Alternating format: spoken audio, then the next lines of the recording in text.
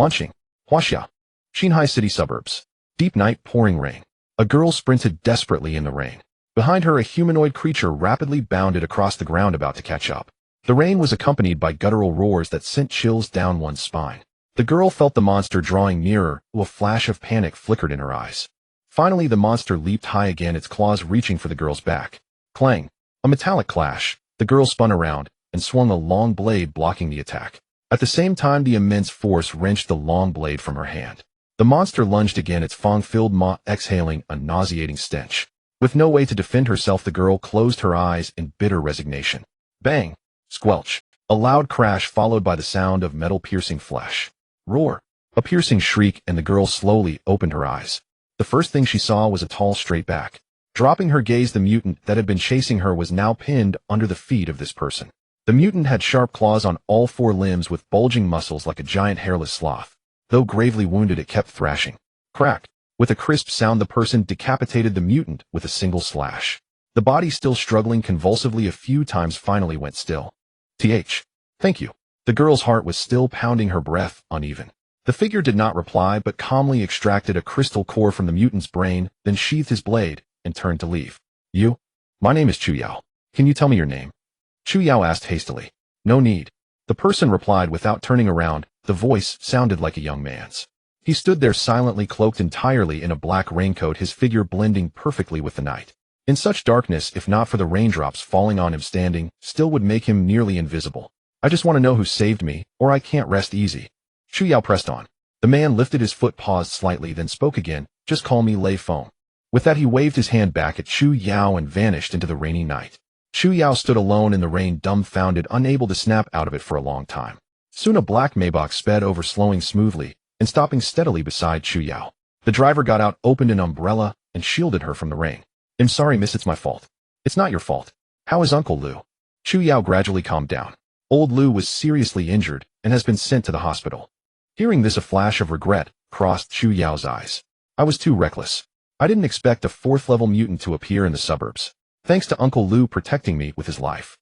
Miss, don't blame yourself. Protecting you is our duty. The driver was visibly moved and continued. Miss, should we go back first? Otherwise, madam will worry. All right. Chu Yao nodded and got into the car. The taillights slowly faded into the distance, and a figure emerged from the darkness again. Glancing at the departing vehicle, he bent down and picked up the long blade that Chu Yao had dropped earlier. Such a fine blade, and she doesn't care about it. What a waste. Clang. He flicked the blade with his finger, and it hummed. A nice little bonus for me. He sheathed the blade and vanished again into the shadows. Early the next morning, Lin Che was woken by a knock on the door. Who is it? He rubbed his sleepy eyes and opened the door. A well-dressed, courteous, middle-aged man stood outside. Seeing Lin Che open the door, the middle-aged man asked, Excuse me, are you Mr. Lin Che? Lin Che frowned slightly, thinking, how could this be? I didn't show my face or reveal my name yesterday. How did he find me here? Who are you? Lin Che asked. Well, I'm Li Mingrue, the current steward of the Lin family in Xinhai. You can call me Steward Li or Old Li. I'm here today to take the young master home. Li Mingrue said solemnly. What young master? You've mistaken me for someone else, right? Lin Che was about to shut the door casually. He had been raised by an old waste collector since childhood, and for 17 years he never knew who his parents were. The old waste collector was named Lin Yuan, who said he found Lin Che from a roadside trash can. Seeing his clear eyes, he named him Lin Che. People often say a child was picked up from the trash, just teasing. But Lin Che really was found by Lin Yuan in a trash can. Truly ironic how life twists. 3 years ago, Lin Yuan died of a serious illness, leaving Lin Che alone. Losing his only family made him deeply dejected.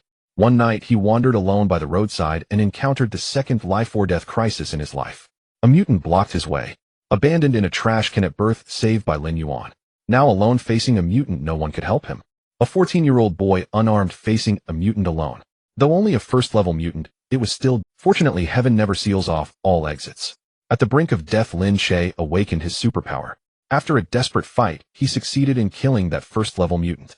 Moreover, the instant the mutant died, Lin Che clearly felt a surge of power flow into his body, enhancing him in every aspect.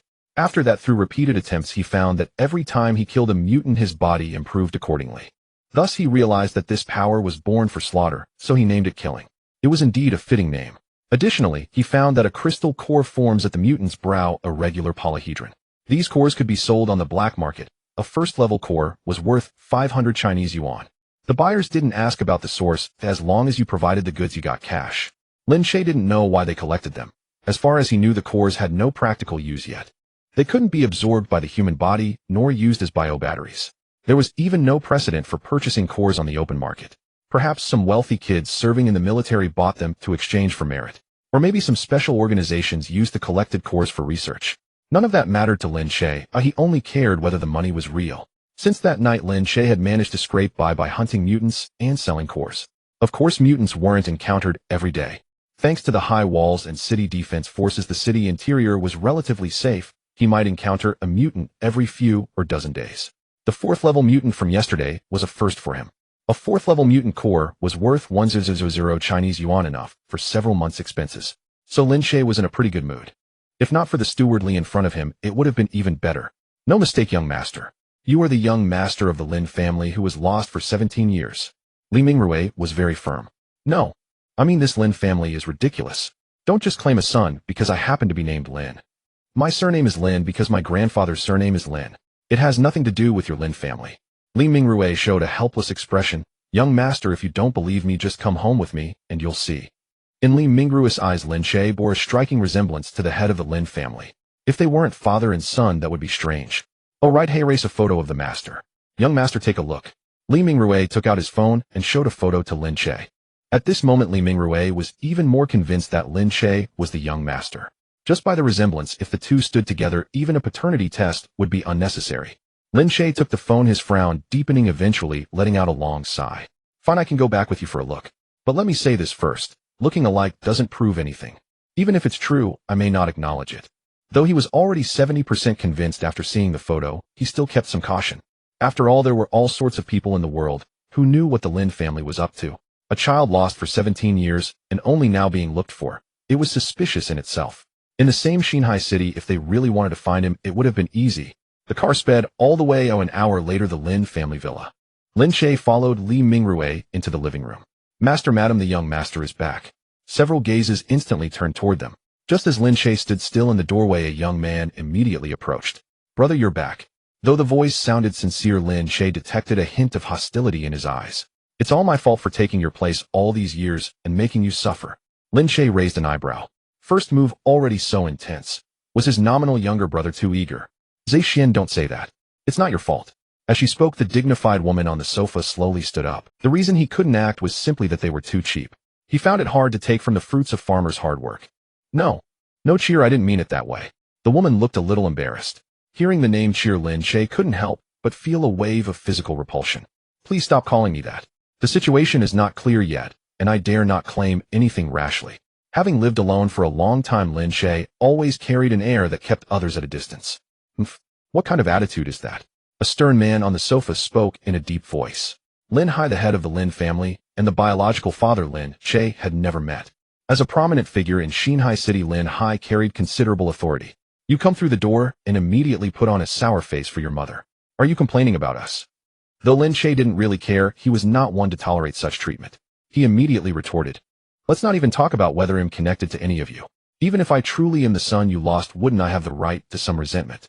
He had wanted to ask why he was abandoned, but now it seemed unnecessary. Cheer. Xiao Che, it can't be wrong. I really am your mother. Su Qianqian was a little agitated. She stepped forward to touch Lin Che, but he sidestepped to avoid her. Her expression froze for a moment, then she spoke again. Mom knows you have resentment in your heart. Mom will definitely make it up to you. No need. If there's nothing else, I'll be going back. This place probably doesn't suit me. With that, Lin Che turned and walked toward the door. Stop. Who allowed you to leave? Lin Hai's face darkened. In his eyes, Lin Che showed no respect for his biological parents and seemed harsh-natured, clearly someone who would hold a grudge. Such a display made him feel disappointed in this son he had lost. Just as Lin Che was about to step out of the living room, Lin Zishuan secretly smirked with satisfaction. He was pleased to see Lin Che driven away so easily. But before his delight could last, Lin Hai suddenly spoke up to stop him. So Lin Zishuan had to speak again. Brother, don't be like this. The one who should leave is me. Lin Che hadn't planned to respond to Lin Hai, but hearing these words he stopped. Do you really think you should leave? A mocking smile curled at the corner of Lin Chi's mouth. Since he liked to act, let him see it through to the end and find out if he was truly willing to go. He'll pack up and leave right now to give my brother back his place in the family. As he spoke, Lin Zishuan made a move to go back to his room to pack. Enough. Clearly lacking discipline. Sichuan has been defending you and tolerating you at every turn, and yet you are trying to force him out of the Lin family. What gives you the right? Those words about lacking discipline struck a nerve as Lin Che had been an orphan for years. He was his own son, but Lin Hai didn't even realize how inappropriate his words were. It showed what he truly thought. Fortunately, Lin Che had a strong heart and didn't take it too seriously. Instead, he sneered. All right. I'm just a wild child not fit to compare with the young master of the Lin family. No, Xiaoche, your father didn't mean it. Su Qianqian looked anxious. Lin Zishuan, seeing the father and son about to become enemies, couldn't let Su smooth things over. He added fuel to the fire. Brother, please don't argue with Dad. As long as you stop quarreling with him, he'll leave immediately. Just then a clear female voice came. You're not going anywhere. If he doesn't want to stay, let him leave. No one has the right to drive you out. Big sister, please don't argue with brother because of me. I never really belonged to this family anyway. It's all my fault for taking over the life brother should have had. Lin Zishuan seized the moment to continue his act. What nonsense. You were just a baby back then. How could it be your fault?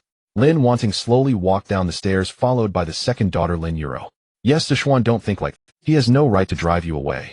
Lin Yuro's gaze swept over Lin Che with a hint of disdain. Big sister, second sister. Lin Zexuan's eyes reddened, as if he wanted to say more. Clap, clap, clap. Lin Che applauded and said, what a touching display of sibling love. Truly enviable. Though his words expressed envy, his eyes were full of contempt. Enough with the sarcasm. The Lin family owes you nothing. Mom and Dad went at great lengths to find you not so you could come back and stir up trouble. To Lin Wanting, Lin Che was just a stranger with a blood relation. On the other hand, Lin Zishuan, who had grown up with them, was more like family. If forced to choose, she would side with Lin Zishuan without hesitation. Oh, went to great lengths to find me. For what? To come back and watch your family show off how much you love each other. How dare you? Lin Hai thundered in fury. Apologize now, and I might let you stay in the Lin family. Otherwise, there's no place for you in this household. Apologize? For what? You people are truly baffling. You went through all that effort to find me just to make me apologize. As a martial artist at the mortal transcendence realm, Lin Che carried his own pride. Not only did he believe he had done nothing wrong, even if he had, he was not obliged to apologize to irrelevant people. If they could tolerate it, fine. If not, so be it. No one would ever make him bow. You are still my son, Lin Hai. Carrying on like this will disgrace the Lin family. Lin Hai stepped forward. I must teach you a lesson and show you what respect for elders means. Now kneel. Huh? On what grounds? A dangerous glint flashed in Lin Chi's eyes. Because I am your father, Lin Hai declared with an air of entitlement. Though he had never fulfilled a father's duty for a single day, he felt no guilt in claiming that role. Lin Che grew even more contemptuous. You. Worthy. You. Lin Hai raised his hand to slap him. But the moment his arm went up, Lin Che effortlessly blocked it. TCH. Master Lin, times have changed. Don't pull that feudal patriarch act on me. Lin Che stepped forward instead of back, eyes narrowed, a smirk curling at the corner of his mouth. If you dare to lay a hand on me again, I'll be happy to demonstrate justifiable self-defense. Lin Hai was startled, slightly taken aback. Hitting his own son was something he had never done before. He would lose face completely if Lin Che actually fought back. Was that really self-defense? It was clearly rebellion against heaven. Lin Zishuan, seeing Lin Hai's hesitation, began to fan the flames again. Brother, don't make Dad angry anymore. I've never seen Dad hit anyone since I was a child. This time you really made him angry. To Lin Hai's ears, this meant Lin Che was being defiant. To Lin Chi's ears, it meant Lin Hai had never warmed up to his biological son. He had never laid a hand on his other children in over a decade, yet he immediately wanted to strike the moment this one returned. The implication was all too clear. Such a clumsy provocation was easily seen through by Lin Che. But the entire Lin family, blind and deaf in heart, seemed unable to grasp the meaning behind Lin Zexuan's words. Xiaoche, just apologize to your father and calm him down. Mom will definitely make it up to you later. Su Qianqian also pressured Lin Che, her condition being the so-called compensation. Little did she know Lin Che cared nothing for the compensation she mentioned. He only found the scene utterly ridiculous. How absurd. You keep insisting I apologize. I'd like to ask, what exactly have I done wrong? As for compensation, there's no need. I only hope you won't disturb me in the future. Lin Chi's tone was resolute without a hint of hesitation. Such a family environment was far inferior to the freedom of being alone. It wasn't that Lin Che had never yearned for a family. Having grown up without parental affection, he harbored a faint glimmer of longing deep in his heart. But to trade that for so-called kinship through submission was utterly impossible. Hearing Lin Chi's words, Lin Hai and Su Qianqian were both momentarily stunned. How had things come to this? Where had it gone wrong? No, you can't leave. This is your home. Su Qianqian spoke first. I know you've suffered much and endured many grievances outside all these years. You must feel resentment, and I don't blame you for it. As she spoke, she stepped forward to take Lin Che's hand, but he casually evaded her. Su Qianqian froze for a moment. Seeing this, Lin Zixuan began to voice his discontent on her behalf. As she spoke, she stepped forward to take Lin Che's hand, but he casually evaded her. Su Qianqian froze for a moment. Seeing this, Lin Zixuan, seeming to realize his tone was too forceful, Lin Zixuan softened his approach. Blame me if you must. If it weren't for me, you wouldn't have endured so much hardship. Lin Che looked utterly bewildered, thinking this guy was putting on quite a show. What hardship did I endure? I wasn't even aware of it.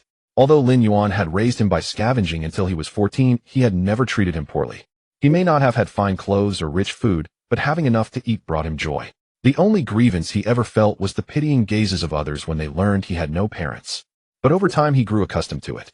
If the Lin family hadn't come to disturb him, he might still be living carefree. 17 years ago, the year Lin Che was born, a meteor fell, and the world underwent a cataclysmic transformation. All species on Blue Star began an evolutionary frenzy, including humans. Among them were normal evolutions and aberrant ones. The humanoid mutant Lin Che had slain yesterday was once human. Uncontrolled evolutionary genes caused physical deformities, turning them into monsters. Such deformities mostly occurred in adults, while human children predominantly underwent positive evolution.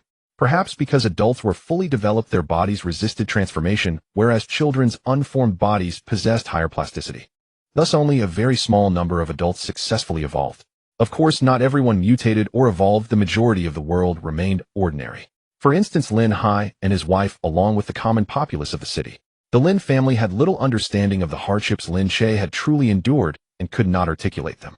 Yet in the eyes of these wealthy folks, suffering likely meant eating poorly, dressing shabbily, and living in worse conditions. Raised by a scavenging old man, Lin Che lived in a tiny rented room of a few square meters, barely clothed and fed.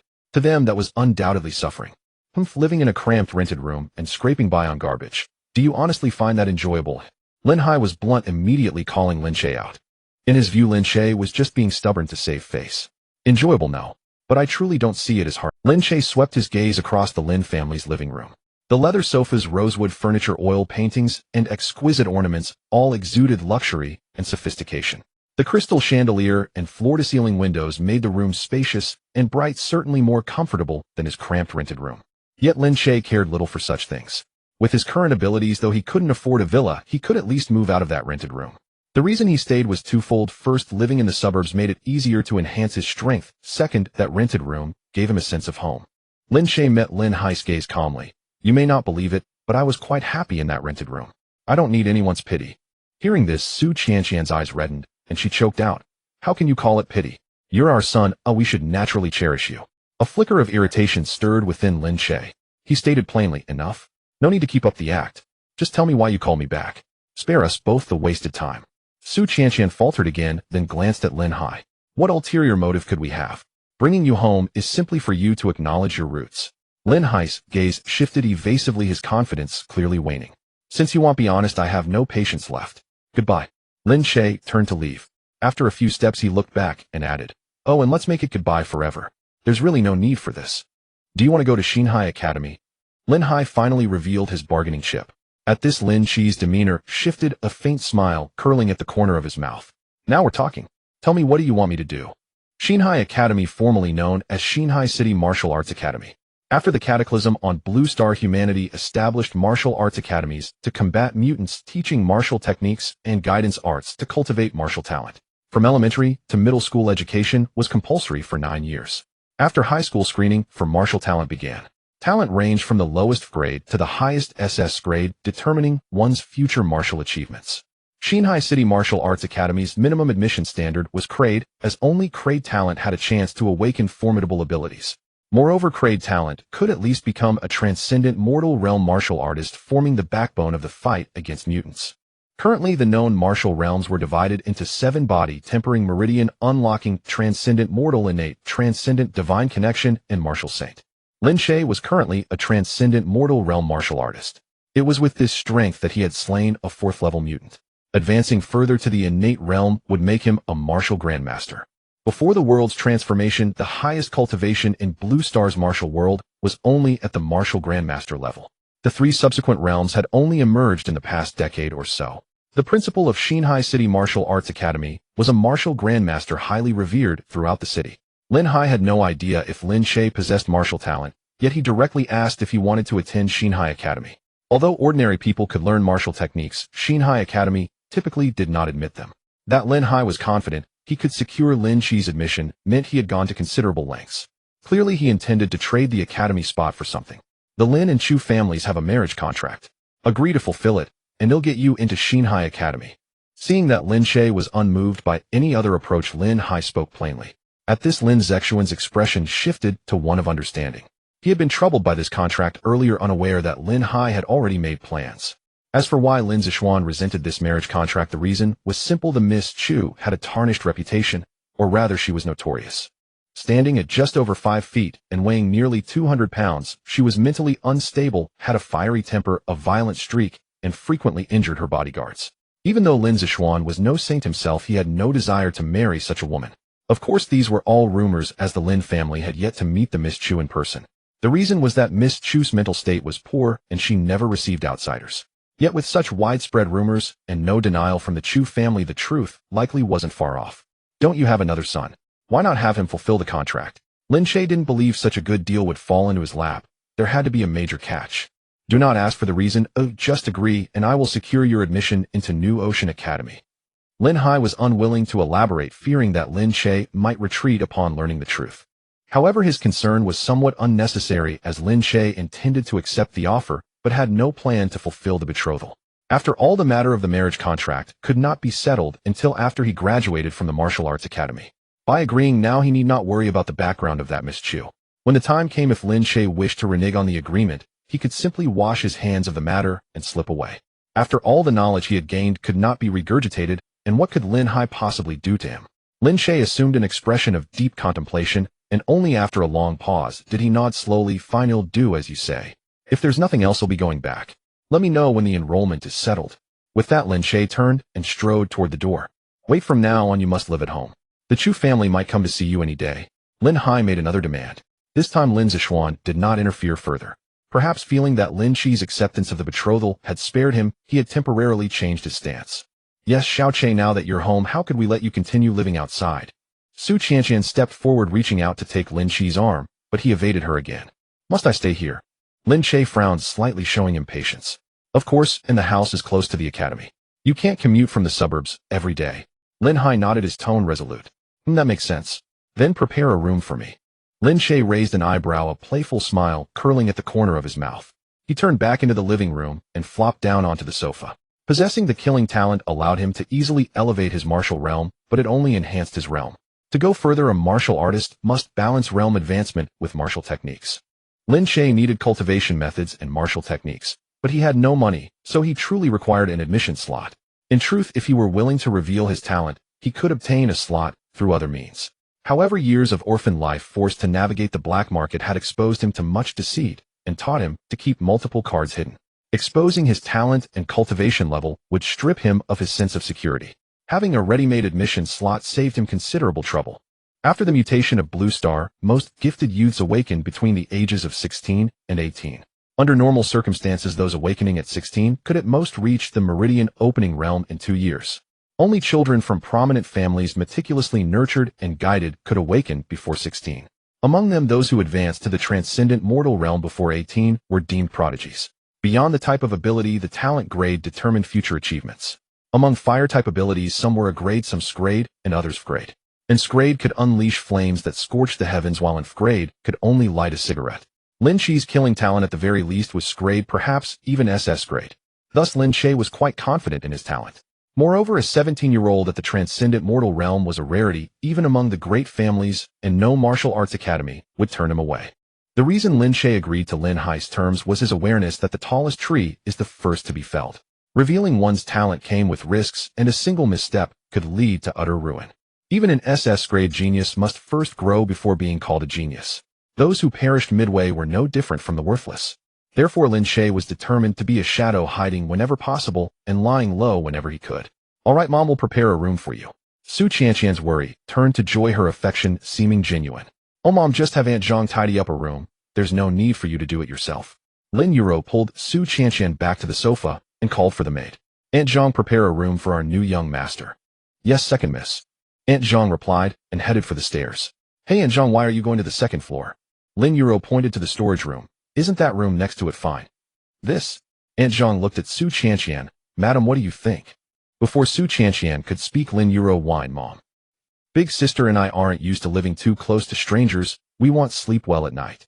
As she spoke, Lin Yuro winked at Lin Wanting. Right, big sister? Lin Wanting nodded. Yes, Mom, little sister is right. It's indeed inconvenient. The two sisters clearly disapproved of Lin Che's attitude and planned to gang up on him. Su Chanqian hesitated, then looked at Lin Che. Sure, could you bear with it for a few days? Once you get to know Yuro and the others, you can move to the second floor. Is that all right? No. Why should I bear with it? Am I here to suffer? Lin Che refused immediately. In truth, he didn't care about the accommodations. A cramped rental was fine and a villa storage room was no worse.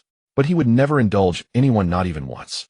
Su Chanqian was momentarily speechless, and Lin Hai once again assumed the role of patriarch, launching into a lecture. It's just a place to sleep. As a man, must you quibble with two girls? Heh, I actually think living too close to strangers is inconvenient. Lin Che paused, scanning the room. The Lin sisters thought he was backing down, a hint of smugness on their lips. But then Lin Che continued, why don't you two move to the storage room and leave the second floor to me? Hearing this, the Lin sisters' expressions changed instantly. Why should we? Mom, look at him.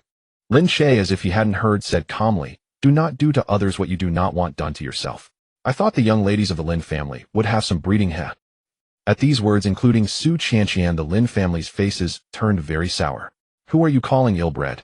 Lin Wanting demanded sharply. Lin Yuro was quick to retort, you're the one without breeding. Growing up outside without parental guidance, you're just like a savage. Meanwhile, Lin Zishuan seized the chance to assert himself again. Brother, how can you speak to big sister and second sister like that? Though I feel deeply sorry for you, I won't allow you to treat them this way. How do I need your permission to speak? Who? Then Lin Che shrugged, feigning helplessness. I think I'm not welcome here. Perhaps I should just leave? As he spoke, Lin Che made as if to rise. After all, the Lin family still has another son. Let my little brother fulfill the betrothal instead. Lin Che emphasized the word little brother, his tone dripping with mockery. Having guessed the betrothal was problematic, he was certain Lin Zishuan wanted no part of it. The Lin family might try to control him with the admission slot to New Ocean Martial Arts Academy, but the effect would be limited. However, using the betrothal to manipulate them would be an unassailable strategy. Otherwise, why would the Lin family have gone to the trouble of bringing him back for a marriage contract? Enough. Sister Zhang, prepare a bedroom on the second floor. This matter ends here. Lin Hai had seen through the boy. He was a defiant rogue covered in thorns. As long as Lin Che agreed to honor the betrothal, nothing else mattered. A room was not worth a pointless conflict. However, while Lin Hai wanted to let the matter rest, Lin Che had no intention of stopping. Wait. Lin Che spoke again. I think big sister and second sister have a point. Since you dislike living too close to strangers, why not consider moving to the first floor yourselves? Of course, if eldest sister and second sister truly detest living on the ground floor, I can always return to the suburbs and continue renting my shabby apartment. Lin Che shrugged, casting a sardonic glance at the Lin sisters. After all, we live in a civilized society that values human rights and freedom, don't we? Don't push your luck. Lin Wanting gritted her teeth. In her view, allowing Lin Che to stay on the second floor was already a concession from the sisters. She hadn't expected Lin Che to persist obstinately, utterly devoid of grace. No, eldest sister misunderstands. I'm not a greedy person and I never overstep my bounds. As he spoke, the smile on Lin Che's face gradually turned cold. But I have little patience and I dislike leaving today's grudges for tomorrow. Seeing the deadlock, Lin Zishuan seized the opportunity to interject. Brother, eldest sister, second sister, please don't argue. Let me stay in the storage room. His stance had shifted now. He still wanted Lin Che to fulfill the marriage contract, so naturally he no longer intended to drive him away. Moreover, by saying this, he could appear genuinely caring toward the sisters, while simultaneously tarnishing Lin Che's image in the eyes of the Lin family. But before the Lin family could be moved, Lin Che preemptively objected. How can that be? Eldest sister and second sister aren't used to living too close to strangers. It's not because of you. How would putting you in the storage room solve anything? Lin Che refused to yield an inch. Since he had already offended this family, he didn't mind going all the way. Although the enrollment spot was important to him, he didn't necessarily have to obtain it from the Lin family. At worst, he could take some risks, reveal a few of his hidden cards, and find a way to earn tuition. It would be troublesome, but he could still enroll. If the Lin family wanted him to honor the marriage contract, they would have to comply with his wishes, or else it was off the table. Lin Hai took a deep breath, exhaled slowly, and spoke again. No more arguing. None of you need to stay in the storage room. Sister Zhang, go tidy up the master bedroom on the third floor, and move mine and my wife's belongings to the second floor. He then turned to Lin Che. From now on, you'll stay in the master bedroom on the third floor. Any objections this time? How could I be so bold? Lin Che's smug expression returned. He looked at the housekeeper. And Jean, get to it. He'll come up to see the room shortly. Dad, how can you indulge him like this? Hey. Lin Euro feigned grievance. Lin Hai waved his hand. Enough, no more talk. Sister Jean, go prepare quickly. Few could comprehend Lin Hai's indulgence, including Su Qianqian. Though she wished to compensate Lin Che, she hadn't envisioned it happening this way. Having just returned, he was already taking over his parents' room. It felt less like reclaiming a son and more like inviting a patriarch. However, since Lin Hai had made the decision, Su Qianqian chose not to intervene. She thought that since Lin Che hadn't been raised by her, she would make some concessions for now and gradually correct it. With the matter settled, the Lin family prepared to head out. Lin Hai and his eldest daughter Lin Wanting were off to the Lin group, while Lin Zixuan and Lin Euro were going to Xinhai Academy. Su Qianqian had no other plans and decided to stay home. It seemed Mrs. Lin usually spent her time alone. I'm hungry. Is there anything to eat? Lin Che asked casually.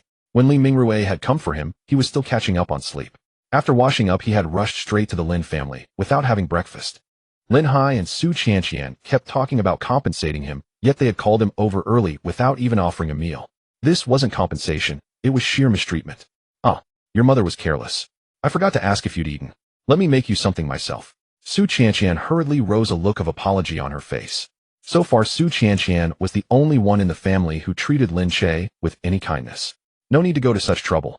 Just grab something edible. Lin Che usually ate just to fill his stomach and wasn't particular. Nevertheless, Su Qianqian insisted on cooking. After about 10 minutes, she returned to the living room, carrying a bowl of noodles. Come try it, and see if it suits your taste. The woman past 40 looked like a child awaiting praise. Lin Che didn't stand on ceremony. He picked up his chopsticks and began eating. But after just a couple of bites, Lin Che's expression twisted violently, and he nearly spat it out. How should he describe this bowl of noodles? It was hard to imagine what combination of seasonings could produce such a flavor. Calling it merely awful wouldn't do it justice. It was practically inedible. However, Lin Che had endured far worse in his toughest days, and this didn't breach his limits. Catching Su Qianqian's hopeful expression, he couldn't bring himself to shatter her illusions. He tossed his chopsticks aside. I've lost my appetite. I'm heading out for a bit. With that, he rose and walked out without waiting for Su Qianqian's response. She, disappointed by the lack of approval, couldn't resist picking up the chopsticks and tasting the noodles herself. She immediately retched. She didn't understand how Lin Che had managed not to vomit, but she realized he had spared her some dignity. Perhaps that boy wasn't so bad after all, Su Qianqian mused. In truth, Lin Che was like a hedgehog, erecting his spines at the first sign of hostility. Once the danger passed, those spines would smooth down. Beneath them lay flesh and blood, complete with joy, anger, desire, and sorrow. After finishing middle school, Lin Che hadn't continued to high school. Back then he could barely support himself and couldn't afford further education. He spent his nights hunting mutants to enhance his strength and his days catching up on sleep, leaving no time for part-time jobs. Originally, he had planned to reveal some of his abilities and enter Xinhai Martial Arts Academy through a special recruitment route. With the Lin family's enrollment spot now in hand, he was happy to coast along. To make commuting easier, Lin Che would stay temporarily at the Lin residence, but he intended to keep renting his old apartment. Compared to the Lin mansion, that tiny cramped room felt more like home. So Lin Che asked Steward Li to drive him back to the suburbs. Entering his rented room, he packed a few changes of clothes, grabbed 2 long blades, took one last look around, and stepped out. He found the landlord handed over the last 5,000 yuan he had and paid another year's rent. Living in the suburbs was cheap. The tiny room cost only 500 a month with a discount for a full year, bringing it to just 5,000. Killing just one level 1 mutant a month covered the rent, so it wasn't a burden. Still, Lin Che didn't encounter mutants every night. It depended on luck. Moreover, most mutants roaming the city's outskirts were only level 1 or 2. Level 3 was rare. So hunting mutants and selling their cores on the black market barely kept him afloat. Lin Che, did you come into some money? The landlord asked, puzzled. Not at all. I just happened to have the cash on me, so I figured I'd pay in advance. Otherwise, I might end up spending it. Lin Che didn't identify with his status as the Lin family's young master, so he never brought it up. As for handing over all his money to the landlord, it wasn't because he had much faith in the Lin family. It was mainly because he still had a level 4 core worth over 10,000 yuan. He could sell it any time if he needed cash, so he wouldn't starve. Are you going on a trip? The landlord asked, noticing Lin Che's backpack and the 2 long blades. You'll be away for a while. But I've already paid the rent, so don't go renting the room out while I'm gone. Lin Che joked, explaining why he had paid a year up front. Get out of here. What do you take me for? The landlord retorted. Ask around. Everyone within miles knows Zhao Dafu is a man of honor. He entered the master bedroom, casually tossed his backpack onto the bed, and surveyed his surroundings. The nearly 50 square meter bedroom featured walls covered in solid wood veneer with a panoramic landscape painting. You rascal who's telling tall tales. Watching Lin Che recede into the distance, Zhao Dafu shook his head with a smile. Lin Che returned to the Lin residence and went straight up to the third floor. He entered the master bedroom, casually tossed his backpack onto the bed, and surveyed his surroundings. The nearly 50 square meter bedroom featured walls covered in solid wood veneer with a panoramic landscape painting embedded in the center, surrounded by harmoniously colored patterns. To the left of the 3-meter-wide bed was a floor-to-ceiling window, and to the right a floating water bar. The bathroom was separate from the shower with an adjacent walk-in closet, though it was currently empty. Compared to his cramped rental room of a few square meters, this bedroom could only be described as luxurious. Lin Che glanced around, then lay casually on the bed staring at the ceiling, his thoughts adrift. Given the Lin family's wealth, it was unlikely they would have willingly abandoned a child. Even if some members of the Lin family did not warm to him, this likely had nothing to do with his abandonment years ago, otherwise the family would not have adopted a son. Moreover, both being in Xinhai City, how could the Lin family have failed to find their lost child for 17 years? Unless they had never truly searched for him, or someone had interfered, creating obstacles for the Lin family. Lin Yuan claimed to have found him in a trash bin, and he likely wasn't lying. The old man had always treated him like a grandson, and they shared a close bond. Lin Che believed the old man would not deceive him on such a matter. But if that were the case, things became more complicated. Why had he ended up in that trash bin? And who had thrown him in? Logically, if the perpetrator did not want him dead, they could have left him at an orphanage. But if they wanted him dead, why not kill him outright, only to discard him in a trash bin instead? Of course, from a normal perspective, an infant would hardly survive a cold winter night in a trash bin. Perhaps the perpetrator simply did not wish to kill directly, believing that tossing him into the bin meant certain death. If so, it only showed Lin Che's luck. For now, he had no leads and could not identify the mastermind. Lin Che was also uncertain whether his presence in the Lin family might provoke another attack from that person. In short, someone had tried to kill him over a decade ago, and that person had been willing to harm a newborn. Such a person likely had no scruples. For his own safety, Lin Che had to remain vigilant and never let his guard down. Just then a knock came at the door. Knock, knock, knock. It's unlocked, Lin Che replied casually. Su Qianqian pushed the door open, glanced at Lin Che, and asked, "So Xiao Che, are you satisfied with the room?" "It's fine. Is there something you need?" Lin Che sat up and looked at Su Qianqian. "I didn't mean to this morning. I just haven't cooked in a long time, so I'm a bit out of practice." Su Qianqian said, slightly embarrassed. Usually the Lin family's meals were prepared by the housekeeper, so Su Qianqian had indeed not been in the kitchen for a long time.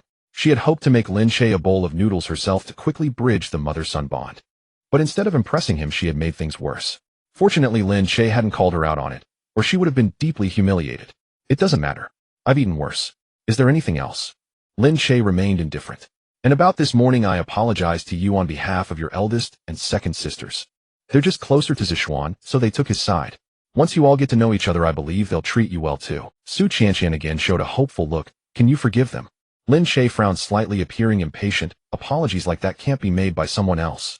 And even if I accept your apology, those two sisters might not acknowledge it." Lin Che spread his hands. "So you don't need to play the good Samaritan." As for the Lin sisters, Lin Che couldn't care less about them. They were just fools being used as pawns.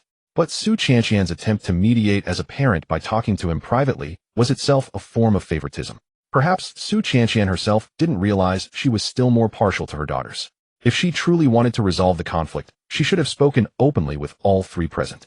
Instead of apologizing on their behalf in private, which only made Lin Che feel like an outsider. Ironically, Su Qianqian was already the kindest person in the family to him. If it weren't for the free admission spot, Lin Che wouldn't have stayed in the Lin residence a moment longer. And while living in the villa was comfortable, it prevented him from going out to hunt whenever he wanted, hindering his ability to improve. Even if the Lin family didn't mind him sneaking out at night, he couldn't travel dozens of kilometers back and forth every day to hunt. Seeing Su Qianqian at a loss for words, Lin Che spoke again. "When will the school admission be arranged?" "Well, they'll call your father and ask for you." Su Qianqian pulled out her phone to dial. "Never mind, we'll talk when he gets back. If there's nothing else, I'd like to get some sleep." Lin Che issued a dismissal. "Oh, okay, get some rest. They'll call you for lunch." Su Qianqian stood up, left the room, and gently closed the door. In truth, the admission was simple. Even if Xinhai Academy had standards, it couldn't keep out wealthy children. Schools also needed funds to operate. If the Lin family donated a building to Xinhai Academy, the institution would naturally be happy to admit an outstanding student. Whether that student was truly outstanding or not, they had to be labeled as such. At the dinner table, Lin Hai informed Lin Che of the school arrangements. "Tomorrow you and Zishuan will go to school together. You'll be transferred directly into his class, so you can look out." Then Lin Hai turned to Lin Zishuan. Zishuan awakened a psychic-type ability this year rated as grade talent and was specially admitted. His tone was filled with pride. They'll take good care of my brother. Lin Zishuan replied earnestly. Brother Zishuan is amazing, unlike some people who have to rely on family money to go to school. Lin Yuro began to speak sarcastically again, taunting Lin Che. Grade talent, is that such a big deal? Lin Che found it utterly ridiculous. What, you don't agree? Lin Yuro's expression grew more contemptuous. My eldest sister and I both awakened elemental abilities rated a grade. Logically, as a Lin bloodline, you should have at least a grade talent. Even if you're a bit worse, a B or C grade would be better than making the family spend so much money just to get. Looking at Lin Yuro's arrogant demeanor, Lin Che shrugged. Too bad, I actually have grade talent. A body enhancement ability, super speed. As he spoke, Lin Che got up, grabbed a bottle of water from the kitchen, and returned to the table in less than 2 seconds. By the time he sat down, the sound of the refrigerator door closing came from the kitchen. Seeing this, Lin Yuro opened her mouth, but found nothing to say. Why didn't you say you had grade talent earlier? Lin Hai said, slightly displeased. He had donated 10 million to Shanghai City Martial Arts Academy in the name of a contribution. Though 10 million was nothing to the Lin family, if he could have enrolled normally, why waste the money? But Lin Che didn't care. Even if the money were saved, it wouldn't end up in his pocket, so why help the Lin family? Did you ask? After all, grade talent isn't something to brag about. Why would I mention it voluntarily, right? Lin Che looked at Lin Yuro, deflecting responsibility, while subtly mocking her for flaunting her talent. At the age of 17, Lin Che had already attained the transcendent mortal realm, and that was even without fully unlocking his killing talent. Had he been provided with a sufficient number of mutants to hunt at will, he might have already become a martial grandmaster by now. Even the legendary SS rank was not necessarily capable of such rapid advancement. The reason he claimed to possess crank talent was simply that he deemed the Lin family unworthy of his trust. You should have at least taken the initiative to mention such an important matter. Lin Hai felt a surge of irritation, his chest tight with frustration. Is it really that important? I thought crank talent was rather poor, hardly worth mentioning. Lin Che continued to subtly mock Lin Yuro. Can't you speak properly? Lin Wanting's expression turned hostile. She could not tolerate Lin Chi's sarcasm toward Lin Yuro, even though the latter had been taunting him moments before. I'm best at speaking human words to humans and ghostly words to ghosts, Lin Che said with utter indifference. Since the Lin sisters showed him no goodwill, Lin Che naturally refused to humble himself. Returning kindness for enmity would only embolden them and make them more relentless. Brother, don't say that. Big sister and second sister mean you no harm. Lin Zishuan seized every opportunity to showcase himself. The bad news was that Lin Che possessed talent. The good news was that it was merely crank. Although he himself had strength talent, he was not of Lin blood. Until his potential transformed into actual power, he still relied on the family's resources. If Lin Chi's talent were even remotely impressive, say a rank, it would pose a significant threat. For now, Lin Che had just arrived and was not yet favored by the Lin family. Yet the Lin family needed Lin Che to fulfill the marriage contract, which required at least 4 more years until he graduated from Shanghai Academy. 4 years were enough for many changes to occur. Should Lin Chi's temperament shift or his relationship with the family improve, it would be something Lin Zishuan wished to avoid. It was better that Lin Chi's talent was inferior after all. The Lin family still needed an outstanding descendant to uphold their prestige, and his own position would remain secure. If Lin Chi's talent matched his own, it was uncertain whether the family would ultimately abandon their biological son for the adopted one.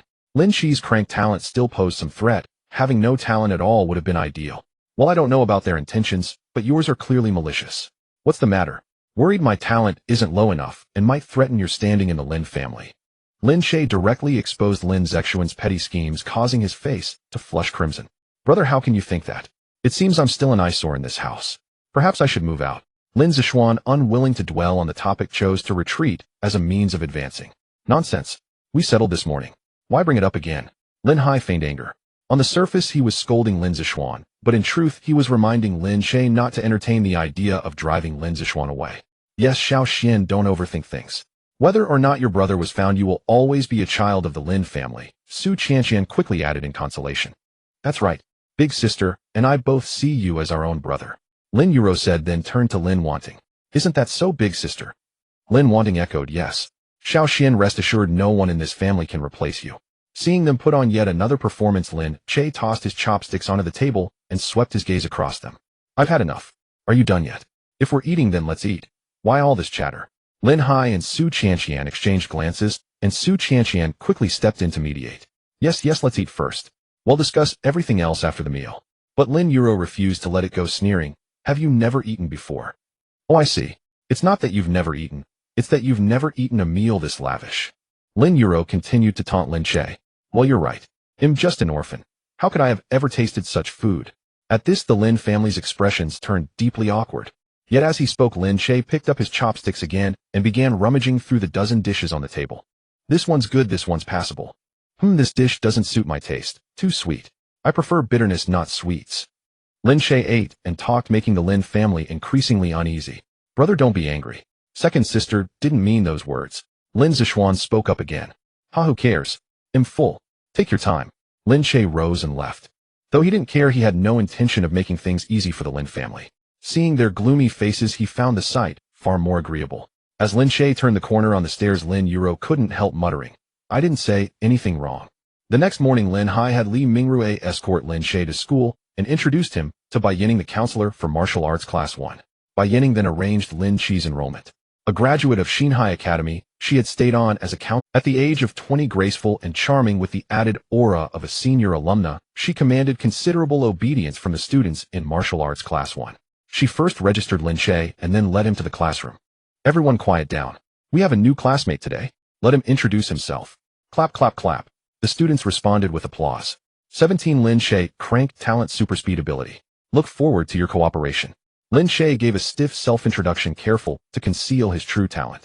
Normally, students underwent a unified talent test upon enrollment, and classes were divided accordingly. Martial Arts Class 1 was the elite class of Xinhai Martial Arts Academy. Hearing Lin Che claim only crank talent, the students instantly erupted in discussion. No way. Crank talent can get into Class 1. Even the worst of us have at least rank right. What's this guy's background? Did he pull some strings? Pulling strings is a skill in itself. You have superpowers and he has money power. No one's better than the other. Since Lin Che was a transfer student, it was clear he had used connections to enter Martial Arts Class 1. Thus his claim of crank talent aroused little suspicion. As a well-connected student, he could enter the elite class regardless of talent, so there was no reason to fabricate it. In a corner of the classroom, a girl cast a scrutinizing gaze at Lin Che. She felt a vague sense of familiarity, but couldn't recall where she had seen him before. Seeing that Lin Che had no intention of continuing, Bai Yining said, Feel free to pick any seat. Thank you, Lin Che replied politely. Xinzhou Academy had few rules regarding seating. Students generally chose their own spots. If one wanted to sit in the front, they arrived early to claim a front row seat. If they preferred the back, they could also come early to secure a spot there. If one didn't care about the seat, there was no need to arrive early. Of course, there were exceptions. Certain seats were always reserved for specific individuals regardless of timing. Just then Lin Zishuan stood up and waved at Lin Che. Brother, come sit with me. He pointed to the empty seat beside him, inviting Lin Che over. I knew it, he's a Lin. No wonder a crank talent can get into Class 1. It really is money power. Since when did the Lin family have another son? From the murmurs, Lin Che gathered that all the prominent elites of Xinhai City were gathered in this martial arts Class 1. It seemed this class of over 30 students was truly a den of hidden dragons and crouching tigers. But none of that concerned Lin Che. Ignoring the chatter and Lin Zexuan's gesture, he walked straight to an empty seat in the corner. Whoa, this guy's got guts, daring to get near that woman. A lust as a knife. Looks like our new classmate is in for a bloody lesson. Is he on bad terms with Lin Zishuan? He didn't even acknowledge him. Amid the murmurs, Lin Che sat down, took out his books, and began to read intently. The main courses at the Martial Arts Academy include 3 subjects: martial techniques, guidance techniques, and practical training. Additionally, there are courses on mutant research, tactical literacy, gene drug development, and general cultural subjects, from which 2 can be chosen as electives. After 3 years, achieving standards in 5 subjects will allow for a smooth graduation. Of course, if one subject is far superior to others, graduation can also be attained smoothly. For instance, an ordinary student can typically reach the late stage of the Qi awakening realm or the early stage of the transcendence realm after 3 years. If someone enters the innate realm within 3 years, they would not need to consider the progress of other courses.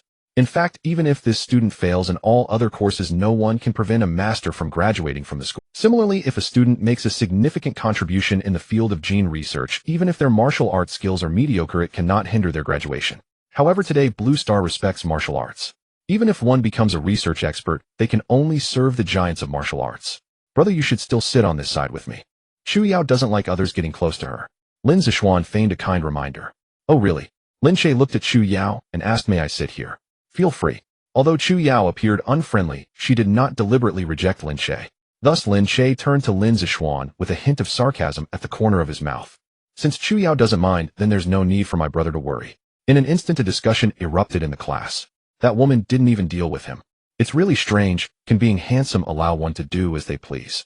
I think it's because of the money. Impossible Lin Zixuan and Qin Ming didn't fare well either. The Qin Ming they're talking about is also in class talent with lightning-based abilities and the family secret technique, the 5 lightning whip. He is usually quite flamboyant and maintains a clear lead over Lin Zixuan in class. Listening to the discussions, Lin Zixuan's eyes flashed with a hint of gloom, and he set his sights on Qin Ming. He himself couldn't act against Lin Che, but he could incite Qin Ming to deal with him. That woman Chu Yao is very mysterious in class. Even her abilities and talents have never been made public. However, based on her past performances during training, everyone speculates she is at least in class. Both Lin Zixuan and Qin Ming had attempted to get close to Chu Yao, a stunning beauty with class talent, who wouldn't be moved. Unfortunately, this beauty is an ice mountain, prickly and hard to approach. All the boys in class who attempted to approach Chu Yao were dealt with by her. Even Lin Zixuan and Qin Ming, both with class talents, couldn't last 3 moves against her. After all, talent is just talent, it doesn't equate to actual combat power. And class talent and body refinement is still hard-pressed to defeat a class talent in the Qi Awakening realm unless the abilities are mutually restraining. Being both class talents, Lin Zixuan and Qin Ming naturally couldn't contend with Chu Yao in the Qi Awakening realm. After being dealt with by her, no one in the martial arts class dared to provoke her again. Due to her ruthless methods, Chu Yao was also referred to as that woman by her classmates. Regardless of whether Chu Yao is cold-hearted, it cannot overshadow her beauty and talent. Lin Zixuan and Qin Ming were naturally unwilling to give up. The martial arts class had theoretical lessons in the morning, including basic guidance technique lectures and mutant identification. Lin Che focused on the lectures, and for several sessions, everything went smoothly. During the lunch break, when he first practiced the basic guidance technique, he was astonished to find that his cultivation not only failed to improve, but regressed considerably. He had initially been close to the mid-stage of the transcendence realm, but after practicing the guidance technique, he felt as if he had just entered the early stage of the transcendence realm. Although his cultivation had declined, his vital energy and blood became increasingly solid. Moreover, after the guidance and refinement, his meridians were further expanded, allowing for smoother flow of energy and blood. Perhaps it was because Lin Che had not been exposed to any techniques before, and his realm had solely relied on hunting mutants to advance. Before practicing the guidance technique, his vital energy was like bricks piled haphazardly, resulting in a flimsy foundation.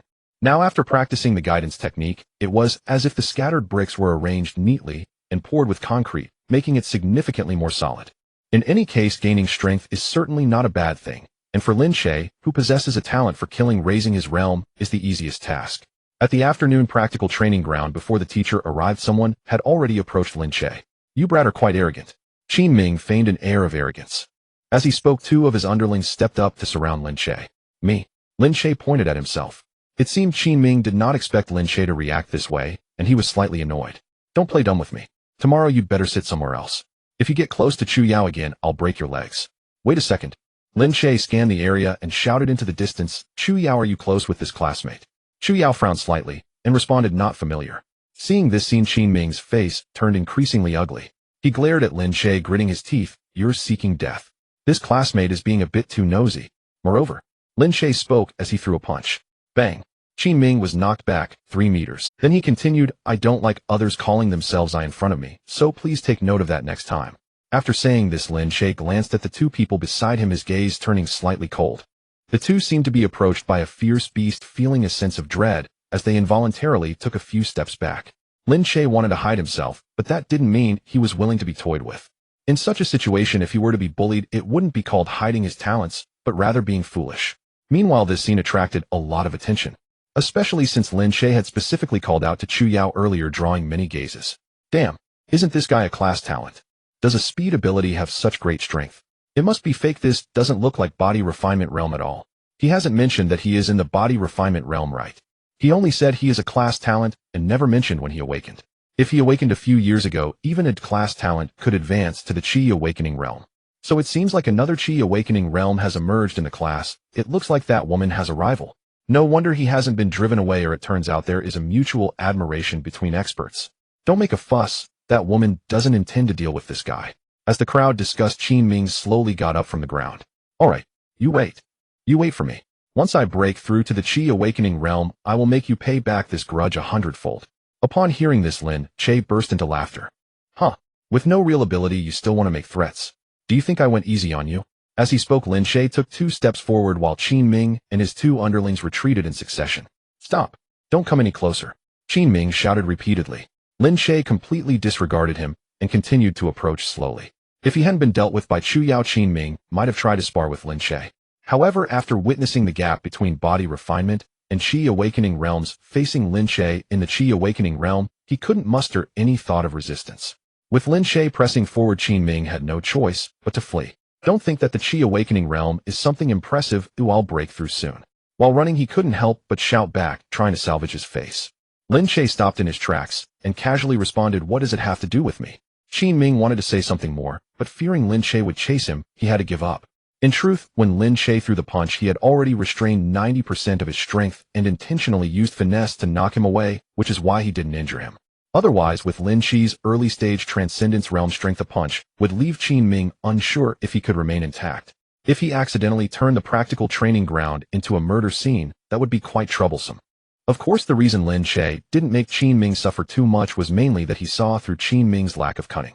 Unlike Lin Zixuan, who appeared gentle and thoughtful on the surface, in reality, he harbored a belly full of malice, always thinking of how to deceive others. With this thought, Lin Che looked at Lin Zixuan and said, "I say, little brother, when others are giving your brother a hard time, you don't come to help. Brother, I saw you take down Qin Ming effortlessly, so I didn't intervene."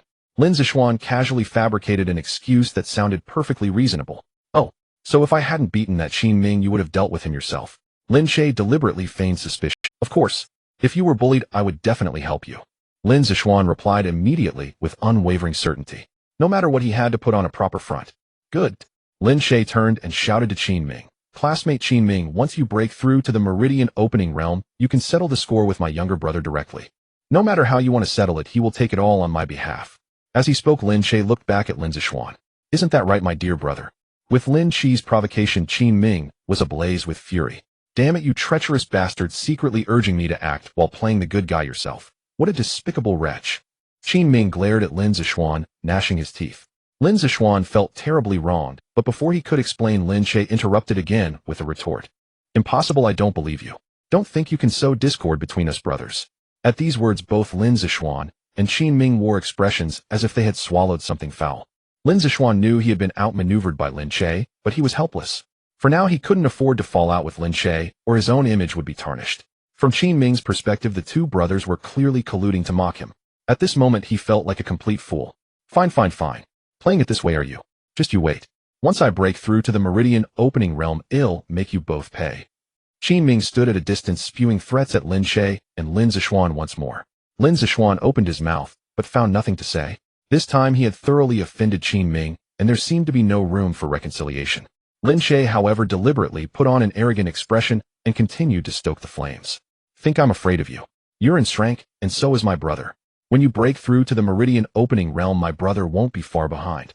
With this meddling, he had essentially predetermined a duel between Qin Ming and Lin Zixuan. Once both of them broke through to the Meridian Opening Realm, Qin Ming's nature would inevitably compel him to fight Lin Zixuan before he could let the matter rest.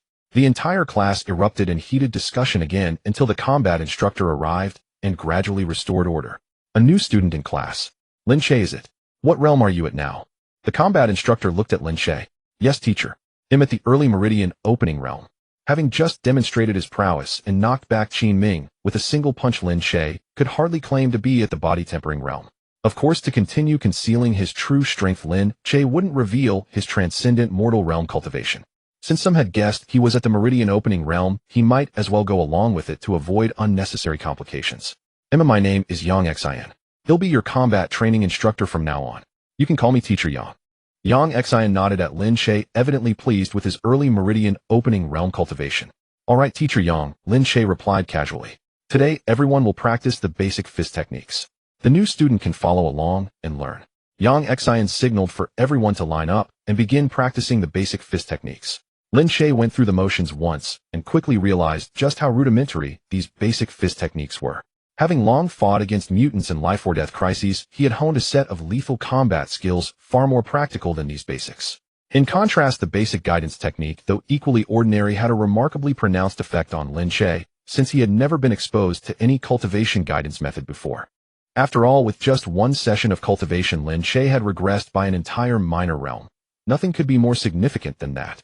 "Lin Che, How dare you daydream on your very first class? If you can't master the basic fist techniques, how will you cultivate higher martial arts in the future? Before the others had even withdrawn their fists, young Xian noticed Lin Che's mind had wandered and couldn't help but scold him. He had assumed that Lin Che, having already reached the meridian opening realm upon enrollment, would be a diligent student. Little did he expect this fellow to be so lackadaisical in his very first combat class. Sorry, teacher. He'll pay more attention in the future. Knowing the teacher meant well, Lin Che responded respectfully. You don't need to apologize to me. If you don't study seriously, it's ultimately your own loss. Yang Xian shook his head. Alright, next up is weight training. Everyone go to the equipment room and pick up a 50-kilogram weighted backpack. Move it, let's go. Thus, everyone followed the teacher's orders and began an hour of weight training. Although all martial arts students were at least great in talent and Lin Che was ostensibly the lowest talent, was still just talent. A group of body-tempering realm martial artists, both male and female, carrying 50-kilogram backpacks for an hour of continuous training naturally left everyone drenched in sweat. Some of the weaker ones had already collapsed to the ground, unwilling to move an inch. Even Chu Yao, who was at the meridian opening realm, was panting heavily and utterly exhausted. Among the students, Lin Che was the only exception. Throughout the hour, he maintained steady steps and even breathing. Although he tried to feign fatigue, the difference between him and the others was still stark. Yang Xian scanned the group and nodded slightly. Good, the warm-up is done. Next up is virtual combat training. Everyone put on the holographic suits and report to the training scenario in 10 minutes. The holographic suit consisted of a holographic helmet and a motion capture suit integrated with haptic feedback devices, temperature regulation modules, and a core computing unit. Once the scenario was loaded, all of the students' movements and reactions were captured and interacted with the If a student was struck by a virtual monster during training, the suit would deliver electrical currents to various parts of the body, simulating damage of varying degrees. Light injuries might cause a slight tingling numbness, while severe injuries could knock them down with a powerful jolt, rendering them immobile. This created an immersive experience, allowing students to feel the pressure of survival and unlock their potential. After everyone changed into their suits, they quickly returned to the training ground and stood in formation. Remember, your only mission is to survive. With that, Yang Xian activated the virtual scenario, and the scenery before them rapidly transformed. The streets were in ruins, with screams and cries occasionally echoing. All 13 students appeared in the middle of the street, soon attracting a large horde of mutants. Lin Che's mind stirred, and he swiftly broke away from the group, darting into a convenience store to grab a few watermelon cleavers. Hey Lin, don't leave the group. Qin Ming deliberately shouted loudly. What's the point of huddling together, waiting to be surrounded and killed by mutants? Lin Che replied, casually gripping a cleaver and giving it a test swing. The tactile feedback was indistinguishable from reality. However, these cleavers were rather short, and their feel couldn't compare to a long alloy blade. As he spoke, several mutants charged forward, and the others began searching for tools or using their innate abilities to attack the mutants. Watching Lin Che effortlessly dispatch a mutant with a casual swing, Lin Zishuan had another idea. Brother, there should be more cleavers in the store. Could you throw some over for everyone to use? No. Lin Che refused without hesitation. If you want them, come get them yourself. Having lived alone for so long, Lin Che was accustomed to operating solo and hadn't considered the others. Of course, if someone else had asked him, he would likely have agreed. It was just a small favor. But since it was Lin Zishuan making the request, he had no desire to comply. Seeing Lin Che's attitude, Lin Zishuan was secretly pleased rather than angered. Yet on the surface, he put on a wounded expression and continued, Brother, you can't be like this. We're all one team. You can't just look out for yourself. Besides, none of us are as fast as you. We can't make it through. Just help everyone out, okay? That sounds reasonable, but I'm not interested. Lin Che refused once more, even as he swung his blade to slay another mutant. Having perused the mutant compendium and analysis that morning, Lin Che could now roughly identify various common mutants. The humanoid mutants besieging the crowd, for instance, were designated as predators. These mutants were instinctively driven to prey on normal animals, including humans. They were also the most common type among humanoid mutants. Previously, Lin Che had often encountered them while hunting on the city outskirts. These mutants were still in the initial stage of mutation, retaining a humanoid form. However, mutants typically moved on all fours, and their upper limbs were generally more robust than those of. Moreover, any creature undergoing mutation experienced a significant enhancement in its regenerative abilities. At the same level, a mutant's recovery rate usually surpassed that of a physique-enhanced ability user. Thus, without weapons, these students were naturally unable to handle too many mutants. Fortunately, this was merely a virtual drill with no elimination objective. The students only needed to protect themselves. Aren't you being too selfish? How could anyone trust you with their back on a real battlefield? Exactly, refusing to lift a finger. Who would want you as a teammate? Hearing the murmurs, Lin Zixuan grew increasingly smug. Everyone, please don't blame my brother. He's been away from home for years, and is just a bit withdrawn, not good with people. He's not selfish. As a psychic-type ability user, Lin Zixuan held a distinct advantage in this virtual drill. Physique-enhanced, or elemental ability users had to perform their abilities for the system to capture and calculate. Since calculation was required, motion capture inevitably introduced latency. However slight, it was always present. Psychic abilities, however, bypassed motion capture, where the mind focused, the psychic force followed. Psychic force could directly affect the target, eliminating issues like missed attacks, achieving near synchronization. Against these level 1 mutants, Lin Zixuan could easily carve a path using his telekinesis.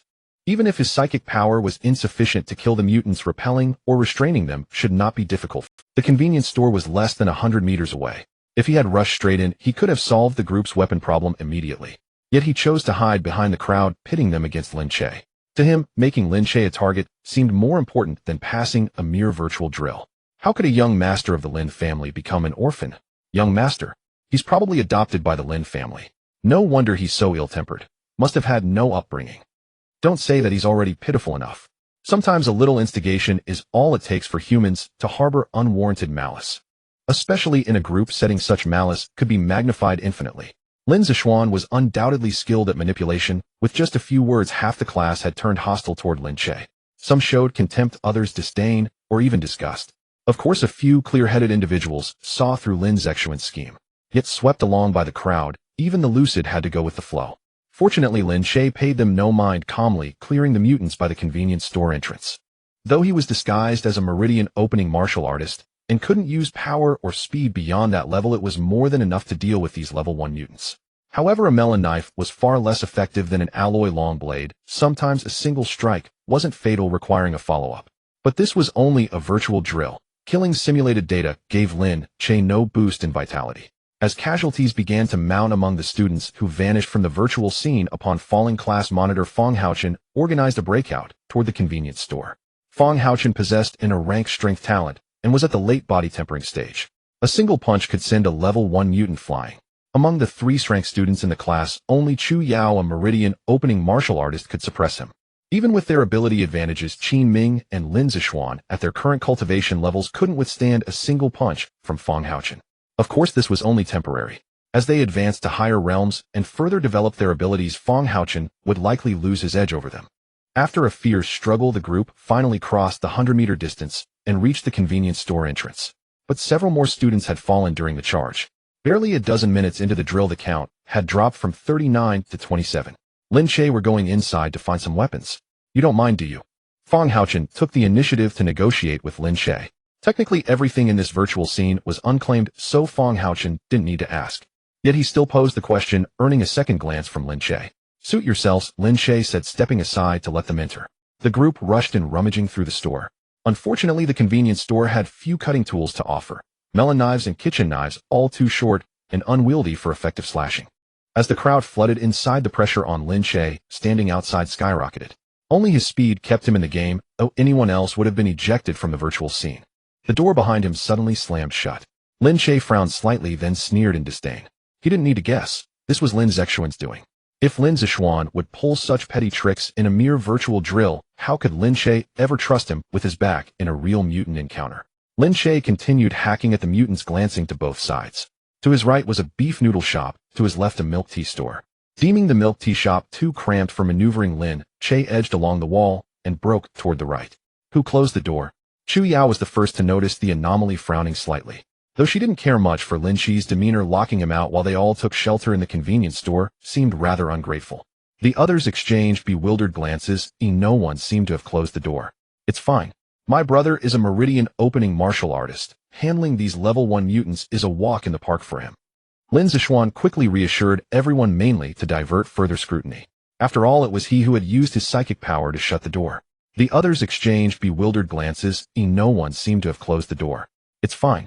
My brother is a meridian opening martial artist. Handling these. Once Lin Che entered the adjacent beef noodle shop, the convenience store became the mutants' primary target. The glass door was soon shattered, and the students were once again locked in combat. Now armed, the students' combat effectiveness had somewhat improved. Yet the cramped convenience store made it difficult for over 20 people to fight effectively. Those on the outer edge bore the brunt of the assault. We need to rotate positions, or well, all be eliminated. Fong Haochen, as class monitor, exhibited some leadership qualities. As he spoke, someone stepped up to relieve the frontline students. After several rotations, just as everyone thought the drill would end smoothly, a sudden change occurred. A level 2 mutant emerged from among the predators. This level 2 mutant was far larger than the predators, standing over 2.5 meters tall. It walked upright, its visage hideous, and dragged a massive battle axe. With a casual swing, several students fell, dissolving into data fragments and vanishing from the scene. The Arbiter. How can this be? Who can possibly hold out till the end? This thing is among the strongest of the second-tier mutants, isn't it? Instead of complaining, we should think about how to deal with it. In virtual drills, it's gradual. The difficulty increases step by step. But on the real battlefield, there's no distinction between first and second tier. Everything charges at you all at once. Some were already ready to give up, while others still wanted to fight. Fong Haochen's mind raced, and he spoke up. Everyone used the shelves to brace it, try to jam the giant axe in its hand. With that, he grabbed a shelf himself, lifted it with effort, and charged toward the Arbiter. Crack! The entire shelf was split in two, and Fong Haochen himself barely escaped the same fate. The corners of everyone's mouths twitched slightly. The plan to jam the giant axe with the shelves was declared a failure. Let me give it a try. Lin Che found several small boning knives, fully mobilized his psychokinetic power, and controlled the knives to shoot toward the Arbiter's eyes. Squelch! Squelch! The sound of blades piercing flesh came in succession, but unfortunately the knives didn't hit the Arbiter's eyes. They were blocked by its arms. Roar! The Arbiter went berserk, swinging its giant axe with increasing ferocity. Even the predators lunging from all sides were swept away or cleaved apart indiscriminately. As the Arbiter continued its harvest, the group dwindled from 26 to 19, then to 13, and they were on the verge of total annihilation. Try once more. Fong Haochen lifted another shelf. Qin Ming, use your power to the fullest, try to paralyze it. Lin Zixuan, keep the flying knives as a distraction. They'll cover, and let Chu Yao circle around. All right, Qin Ming replied casually. Lin Zixuan and Chu Yao raised no objections either, and the others had no say in the matter. Facing the Arbiter, the remaining few had become non-combat units, only capable of cheering or rushing forward to make the Arbiter swing its axe one more time. Moreover, Fong Haochen's arrangement was indeed reasonable. As the only martial artist at the Meridian opening realm present, Chu Yao should naturally be the main force. Unfortunately, there was always a gap between plan and reality. Though Qin Ming and Lin Zixuan tried their best, they couldn't cause much disruption to the Arbiter. When Chu Yao leaped from behind the Arbiter and thrust her dagger toward the back of its neck, the Arbiter twisted its body, slightly dodging the critical spinal point. Although the blade pierced the back of the Arbiter's neck, it failed to damage its central nervous system. Given the recovery speed of a second-tier mutant, this wound clearly wouldn't have much effect. Roar! The Arbiter reached up, pulled the dagger from its neck, then turned and swung its giant axe at Chu Yao. Having just landed, Chu Yao was off balance and couldn't dodge in time. The axe struck her, sending her out of the virtual scene. Soon after, the remaining few were also killed by the Arbiter. On the other side, in the beef noodle shop, Lin Che was still swinging his blade furiously. In the half hour since entering the scene, Lin Che had already slain over 100 first-tier mutants. If this were reality, such a slaughter would have been enough to push his cultivation to the mid-stage of the transcending mortal realm. Unfortunately, killing a bunch of data had no impact on his martial realm. At most, it would increase his combat experience a bit and unlock proficiency with the watermelon knife. Previously, Lin Che's hunts had always been against single mutants. He had never faced such a siege. Today, he was also improving his crowdfighting experience. The Arbiter walked out of the convenience store dragging its giant axe and barged into the beef noodle shop. Seeing this, Lin Che felt quite helpless. He still had to disguise himself as a Meridian opening initial stage martial artist, and he had no suitable weapon. Facing such a big brute was truly troublesome. If he had an alloy long blade in hand, Lin Che wouldn't dare claim he could kill a mere second-tier mutant with one strike, but at most it wouldn't take more than two. In the current situation, trying to cut off the Arbiter's head with a watermelon knife was clearly unrealistic. But he couldn't easily give up either. After all, as a Meridian opening realm martial artist, he couldn't possibly fail to handle a second-tier mutant, could he? If Chu Yao knew what Lin Che was thinking, she would surely curse him out in her heart. As the giant axe came whistling toward him, Lin Che's mind stirred. Students participating in the virtual drill would vanish from the scene the moment they were judged dead. But the slain mutants would persist for another 3 minutes before slowly dissipating. If he knocked the giant axe out of the Arbiter's hand, it probably wouldn't disappear immediately. Then he could pick up the axe and strike the big brute with it. Wouldn't that be very nice? Lin Che always acted on his thoughts.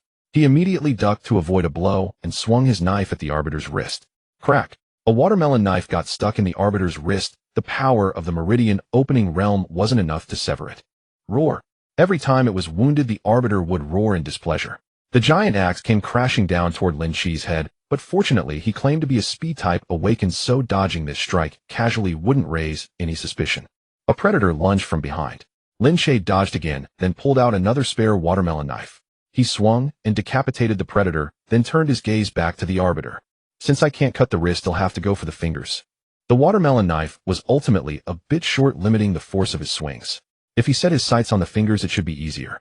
Rolling, leaping, seizing the opportunity, Lin Che sliced off 4 of the Arbiter's fingers with one strike. Clang! The giant axe fell to the ground. Roar! The Arbiter reached out with its left hand to grab the axe handle, but Lin Che was quicker and seized it first. Crack! Lin Che swung the giant axe at the Arbiter, but the Arbiter blocked it with its right arm. Under normal circumstances, this blow could have severed both the Arbiter's arm and neck. But Lin Che had to control his strength, or else he would immediately expose his true cultivation level. However, the Arbiter had already lost its weapon. Even if he couldn't kill it in one strike, it would just take a few more swings. When Lin Che finally managed to cut off the Arbiter's head with some effort, a scene suddenly flashed through his mind. In a magnificent palace, a burly man wielding an axe in one hand and a shield in the other swung the giant axe at an enemy. A golden sword light flashed and the giant's head rolled off, but his body still stood. Then the headless giant continued swinging the giant axe at the figure bathed in golden light on the throne. His momentum was fierce, charging forward without hesitation. The scene cut off abruptly, and Lin Che returned to the practical training ground. Lin Che, Yang Xin called out, puzzled by Lin Che's long silence. Hearing the call, Lin Che snapped back to reality. Oh, I'm fine. That earlier scene was very abrupt, and he wasn't sure if it was a hallucination or a cut scene after winning the virtual drill. Still, the scene felt strangely familiar. He must have heard or seen it before. In this virtual drill, classmate Lin Che performed exceptionally well, showing keenness, courage, and outstanding combat talent. But Yang Xin paused briefly, then continued, you can't be too isolated. Now you have classmates, and later you'll have teammates. When facing mutants, you must learn to cooperate with others. What you need to learn now isn't just martial techniques, but also combat literacy, including the ability to work together. Next time, I hope you can cooperate with each other and strive for a higher survival rate. Yang Xin swept his gaze across the group and asked loudly, understood? Understood. All the students replied in unison. I can't hear you, louder. Yang Xin's expression was stern. Understood. The students shouted back. Yang Xin nodded. Good. Next, take a 10-minute break, and then we'll move on to the eagerly awaited practical sparring session. With 13 students in the class, one would be left unpaired during sparring. Lin Che wished to be that very person, but destiny had other plans. Under the gaze of all, Chu Yao took the initiative to challenge Lin Che to a sparring match. Lin Che, care to test your skills with me? She asked, her expression still composed. May I decline? Lin Che replied with a hint of resignation. He felt like a firefly in the dark night. Concealing himself was an impossible feat. His words sparked another wave of murmurs. Damn, that's arrogant. Turning her down to her face. Is he afraid of losing to Chu Yao? No way. He was far more impressive than her during the virtual drill. Despite their reservations about his character, everyone had to admit Lin Che was indeed formidable. Chu Yao frowned slightly. We're the only two in the class at the acupoint opening stage, so we're the best match. Lin Che wanted to refuse, but catching Yang Xin's gaze, he could only force an awkward smile and nod in agreement. Huh. Right. He'll spar with Chu Yao then. They walked to the center of the arena and exchanged fist-palm salutes. Chu Yao struck first, her figure flickering as she closed in like a specter, her fist hurtling toward Lin Che's chest. Lin Che sidestepped deftly, evading the blow. Leveraging his speed, he circled behind Chu Yao and brought a knife-hand strike down toward her nape. Chu Yao reacted swiftly, spinning around and raising her arm to block. They traded blows, and for a time, neither could gain the upper hand. To keep up the act, Lin Che took great care not to strike too hard or reveal his true skill. Nice. The onlooking students, captivated by the stalemate, couldn't help but cheer. Some wore expressions of sheer awe, as if they hadn't imagined acupoint opening stage warriors could be so formidable. Qin Ming and Lin Zixuan, however, wore grim faces, especially Lin Zixuan. Bent on scheming against Lin Che, seeing his rival's strength far surpass his own only fueled his jealousy. Yet Lin Zixuan was cunning. He quickly masked his emotions and joined the applause. Qin Ming, on the other hand, kept his face dark the entire time, his displeasure evident to all. Chu Yao's fist techniques still bore traces of basic forms, while Lin Che's movements were erratic and unpredictable, defying any pattern. Just as everyone anticipated a prolonged battle, Lin Che abruptly shifted his rhythm, deliberately exposed. Chu Yao took the bait, launching a full-force attack. Lin Che seized the moment, executing a grappling technique that subdued her instantly. A stunned silence fell over the arena, followed by a thunderous applause. Great. No wonder he's so cocky. If I had that skill, I'd be cocky too. The top spot in our class has officially changed hands today.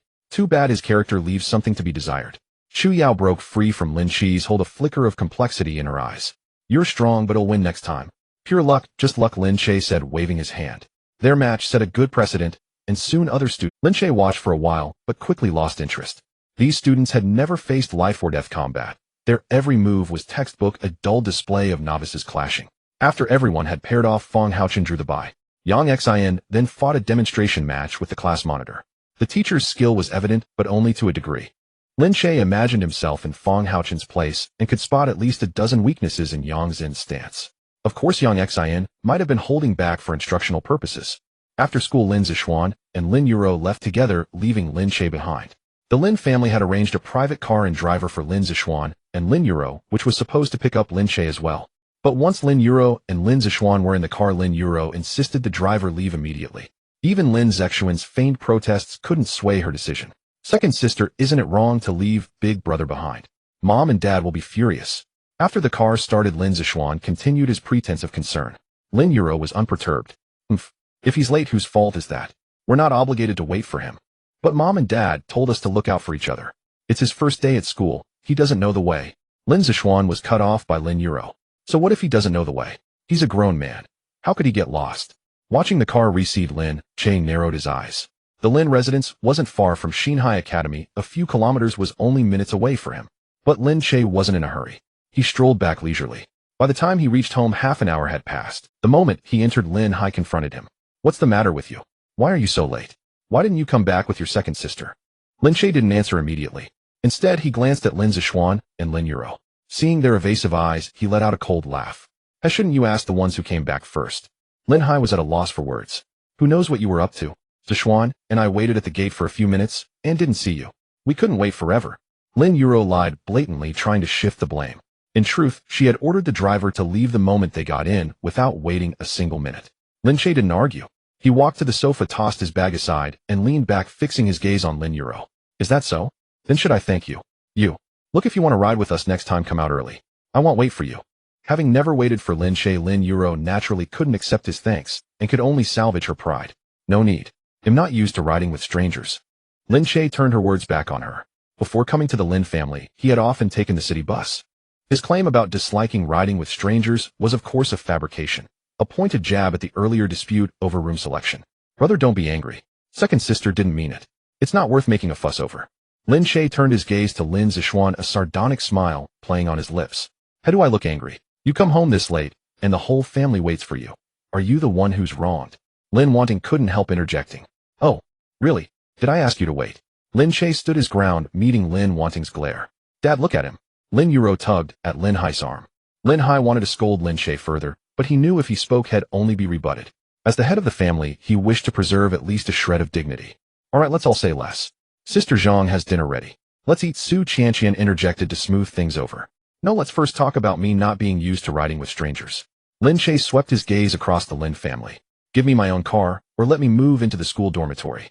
The car wasn't the point, he simply wanted to unsettle Lin Zixuan and Lin Yuro. No, you must live at home. Lin Hai refused reflexively. Lin Hai had Lin Che brought back to fulfill the marriage contract. If Lin Che slipped out of the Lin family's control, who knew if he would still honor the engagement? A car and a driver were negligible expenses for the Lin family. Isn't it just a car? They'll arrange it tomorrow. You just focus on school. Without the marriage contract hanging over them, Lin Hai's words might have sounded like those of a proper father. I'd be too embarrassed, but if you insist on providing a car, you'll have to accept with gratitude. Having gained an advantage, Lin Che stopped pressing and headed straight to the dining room. Late at night, Lin Che fell into a dream. Amidst chaotic mist, a fierce gale howled. In a lush forest, a towering mountain-like figure appeared before him. Bring me my head. With nipples for eyes and a navel for a mouth, the figure wielded a great axe in one hand and a massive shield in the other.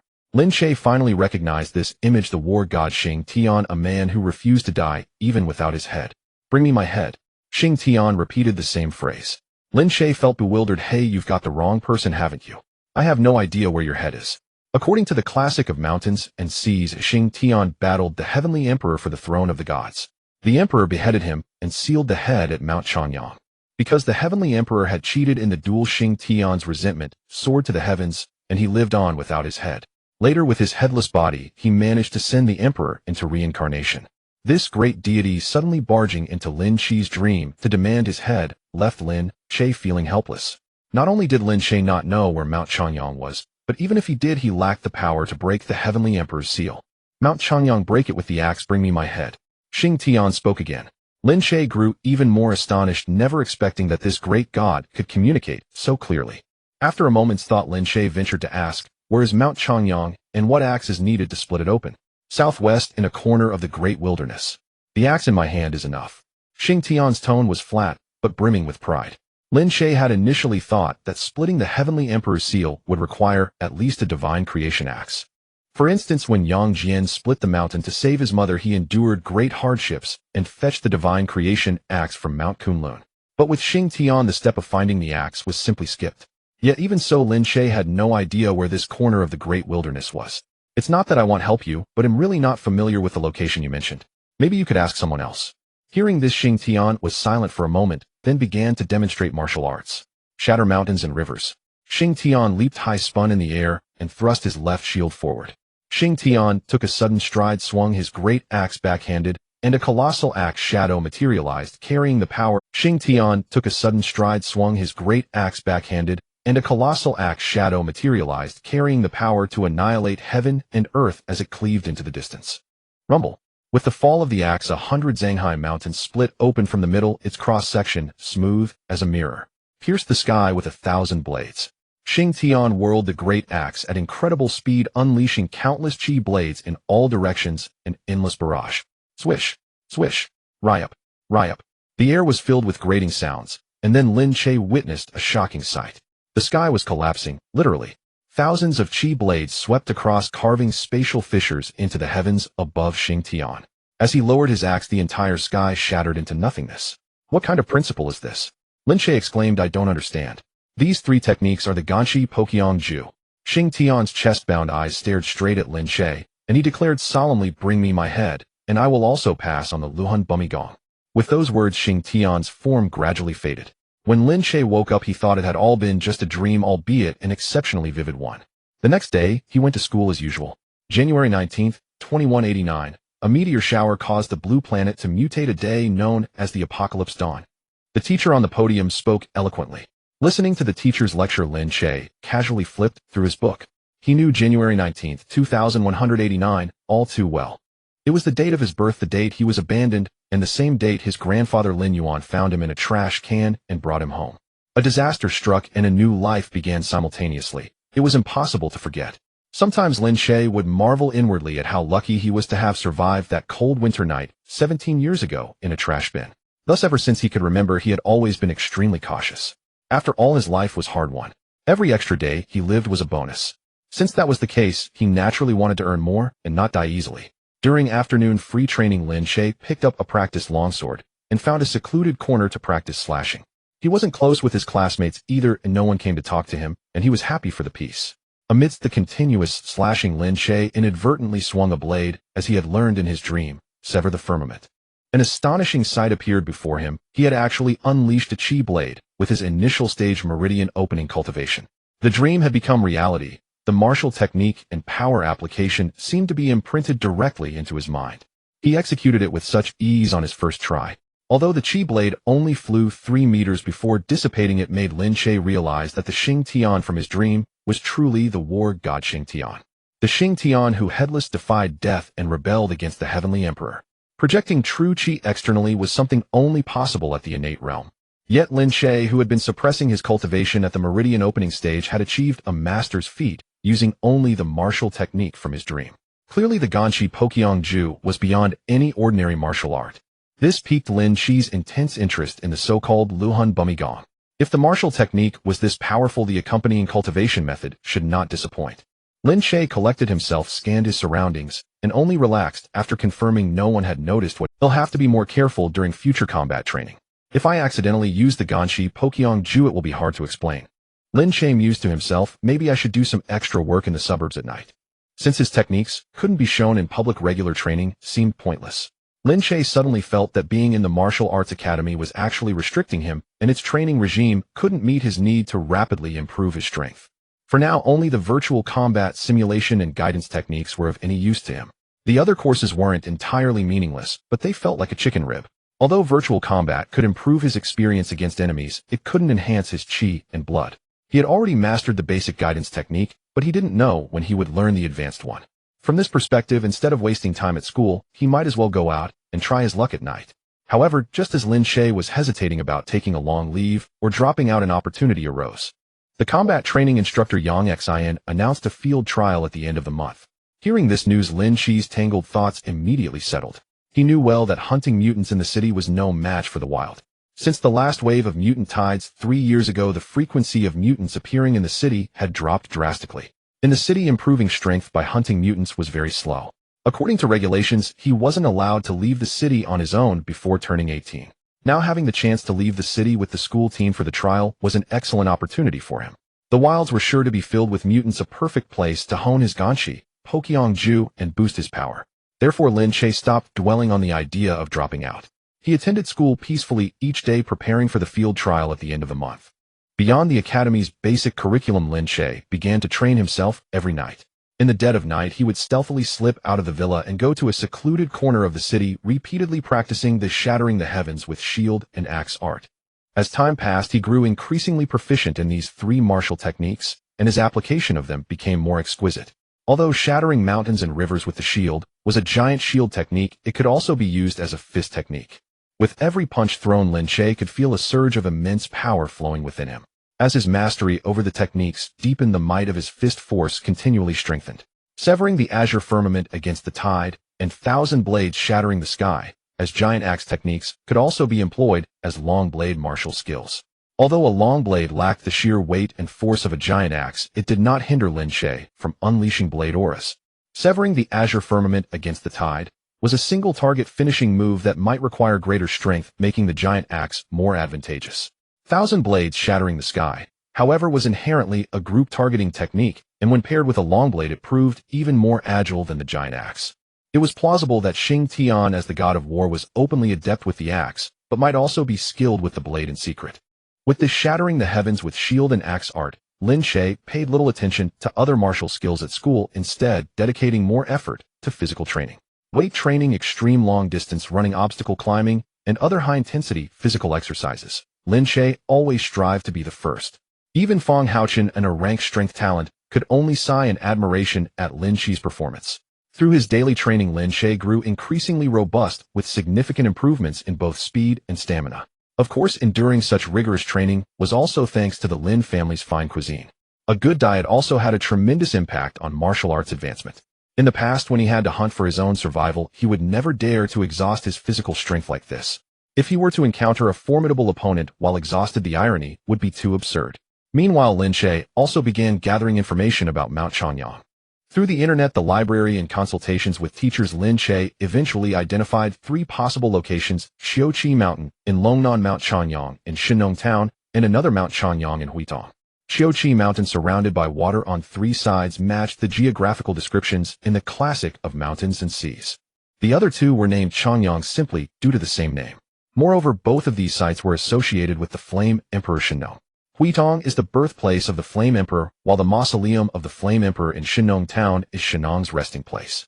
As Shinong's foremost general, it was not improbable that Xing Tian, beheaded by the Heavenly Emperor, was buried in a place connected to Shinong. Lin Che planned to investigate these 3 locations after the semester ended and the spring festival had passed. By then, he would have just turned 18, and after obtaining the Meridian Opening Realm Martial Artist certificate from school, he should be able to freely enter and leave the city. A busy month quickly passed, and the time for the field trial arrived. Yang Xin, as the leader of Martial Arts Class 1, gave a solemn address to the entire class before their departure. This field trial is a test of what you have learned recently, and a great opportunity for you to improve yourselves.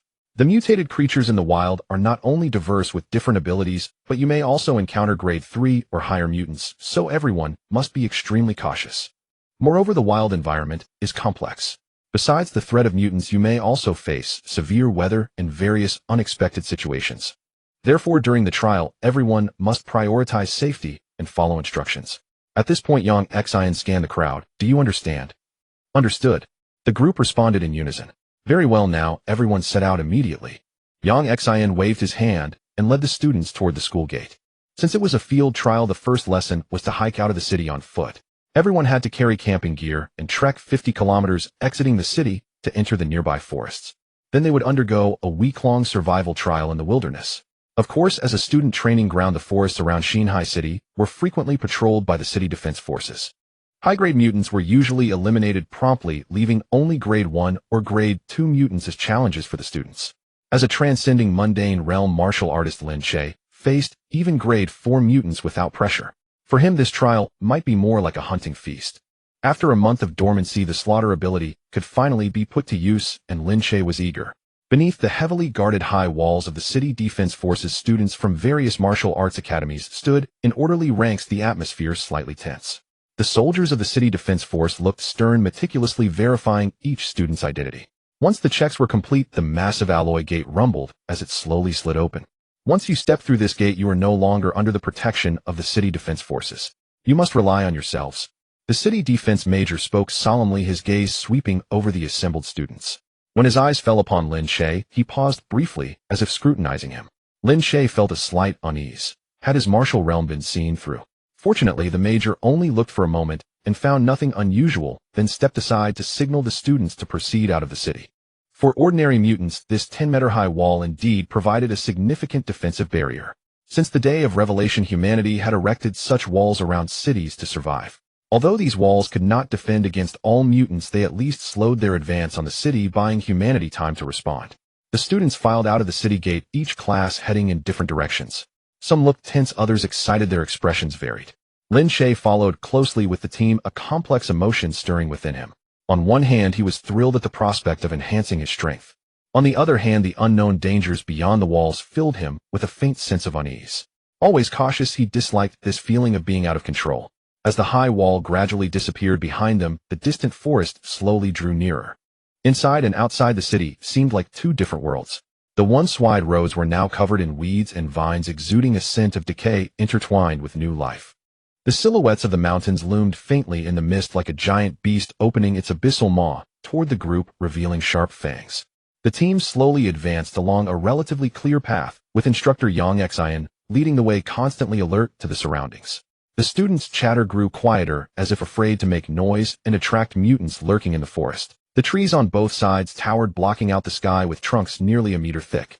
It was hard to imagine that in just over 10 years these pines and cypresses could have grown so large. As he walked, Lin Che surveyed the environment. Occasionally, he spotted huge claw marks on some tree trunks, likely warnings left by large creatures within their territory. Suddenly, a student at the front of the line exclaimed, "Look, what's that?" Following his pointing finger, they saw a cluster of pairs of glowing green eyes staring fixedly at them from a patch of grass not far ahead. As if the low cry was a signal before anyone could react, a pack of canine mutant creatures burst out from behind the grass. These mutants had lost most of their fur, their mottled rough skin oozing strands of slime. Their blood-red eyes gleamed with a bloodthirsty light, and sharp fangs protruded from their mouths, dripping with saliva. Caught off guard by the sudden assault, the students at the front had no time to dodge and seemed doomed to become the mutated forest wolf. A first-level mutated creature could be found in forests everywhere, second only to predators in commonality. As the situation grew critical, before the instructor could act, Feng Haochen and Chu Yao had already charged ahead toward the mutated forest wolf. Lin Che, unwilling to miss such a golden opportunity, kicked off the ground fiercely and overtook them with a burst of speed. While several students at the front of the group were still stunned, Lin Che had already beheaded a forest wolf. "What are you waiting for? Attack!" Feng Haochen shouted as he ran past them. Hearing this, the others snapped out of their daze and drew their weapons. Soon the first few forest wolves were slain by the group. Some students, unaccustomed to such a bloody scene, immediately began vomiting to the side. Yet there were also many students who showed excitement at the sight.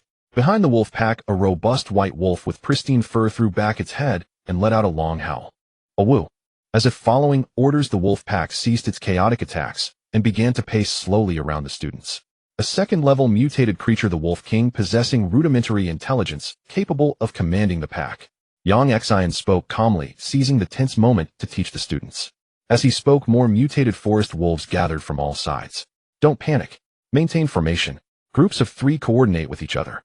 Following Yang Xian's orders, the students quickly formed triangular defensive formations with those beside them. Dozens of first-level mutated wolves could cause casualties if they weren't careful. Although injury quotas were allowed during field training, as a teacher, he naturally hoped all students could return to school intact. Moreover, the martial arts class 1 of Xinhai Academy comprised all the elite students of Xinhai City, making it far more important than any other class.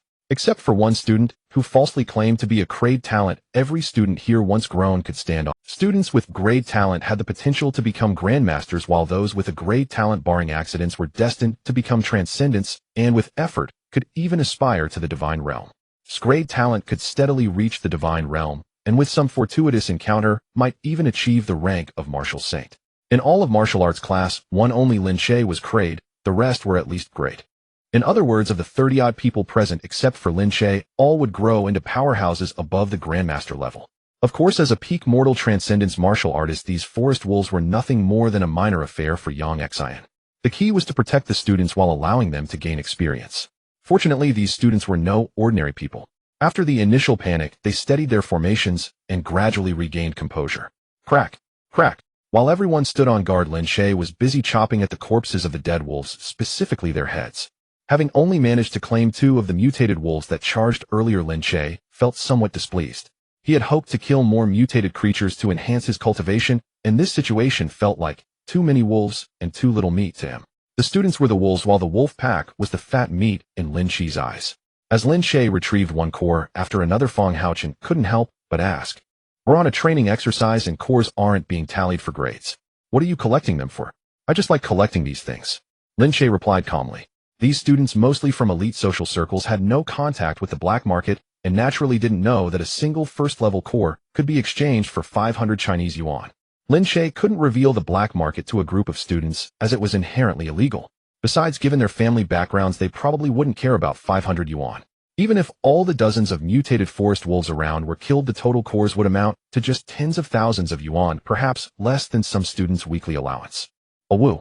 Seeing Lin Che's actions, the Wolf King, as if provoked, immediately ordered the pack to attack. Lin Che glanced at Feng Haochen and Chu Yao beside him and said in a low voice, "I'll lead the attack. You two handle defense. How about it?" "Fine." Feng Haochen agreed at once. "No." Chu Yao refused flatly. As the mutated forest wolves charged, Lin Che said no more and broke formation to plunge into the pack. Since Chu Yao wouldn't yield, he had to take the initiative himself to kill as many mutated wolves as possible. "That bastard." Chu Yao cursed under her breath. Feng Haochen didn't catch it and asked what. "Nothing." Since Lin Che left the formation, well, each fend for ourselves. Chu Yao looked at Feng Haochen. "I suppose these first-level mutants are no trouble for the class leader." "All right." Feng Haochen nodded in agreement. The Wolf King watched from afar, and seeing Lin Che wreak havoc among the pack, it directed more mutated wolves to attack him. While others fought 3 unknown, Lin Che faced 3 or even 5 opponents.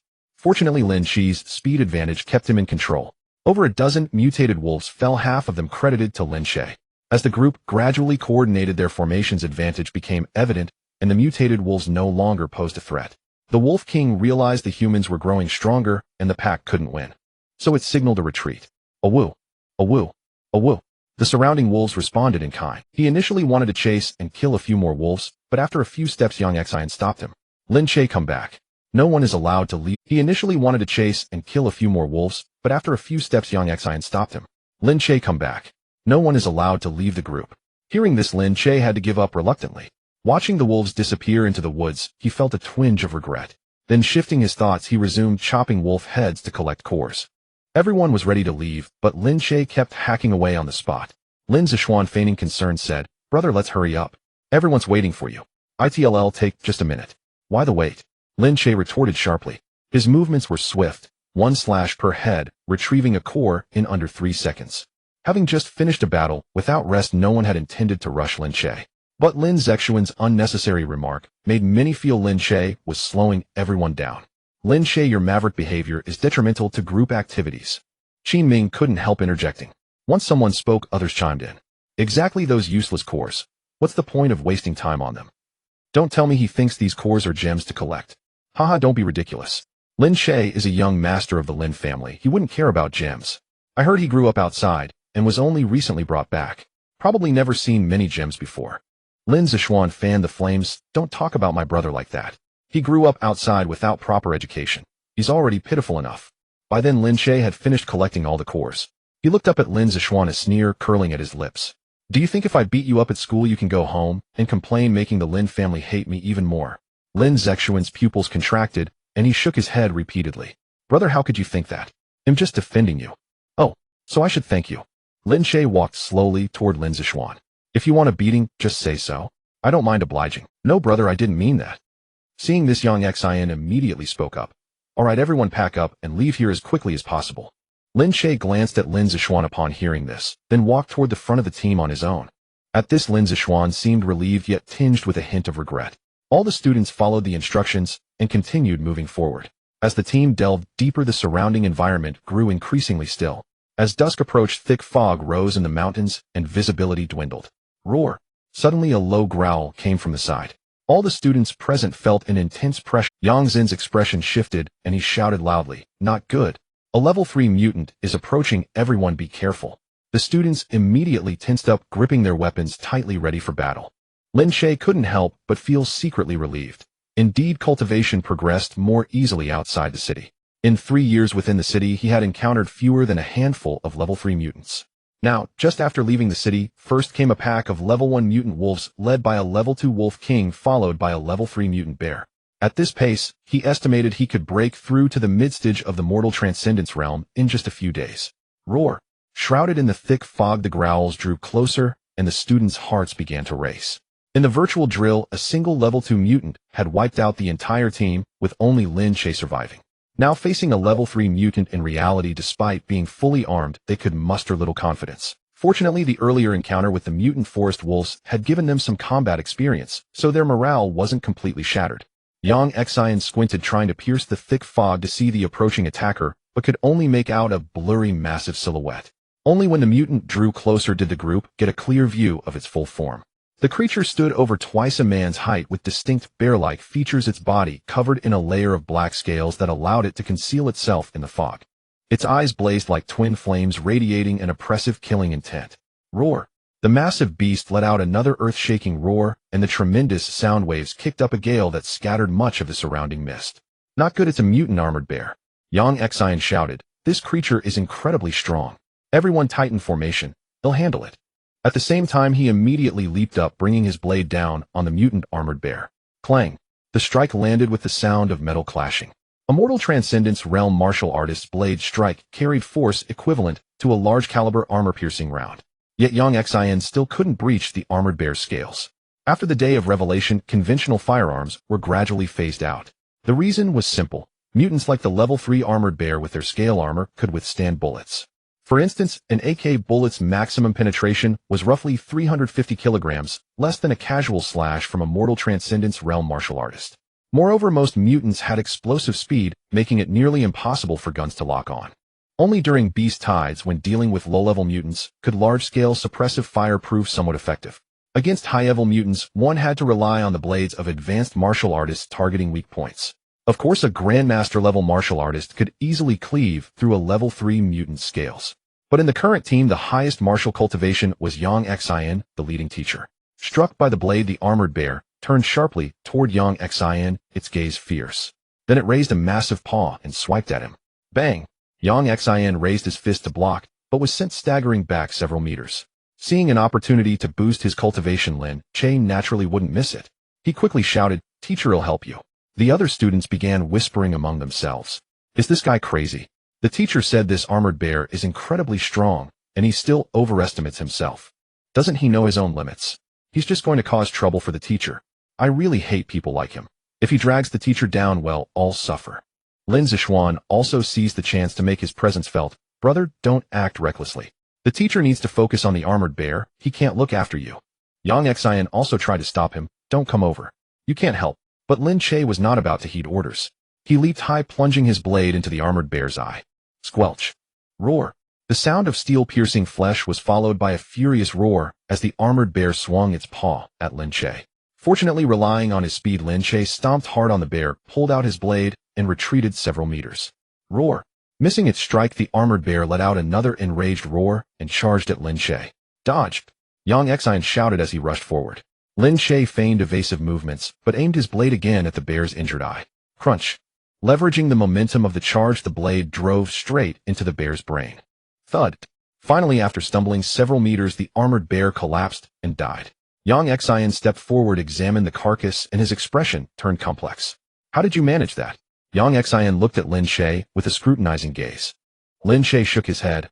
I just hastily thrust my blade at its wound and never expected it to charge with such force, driving the knife straight into its brain.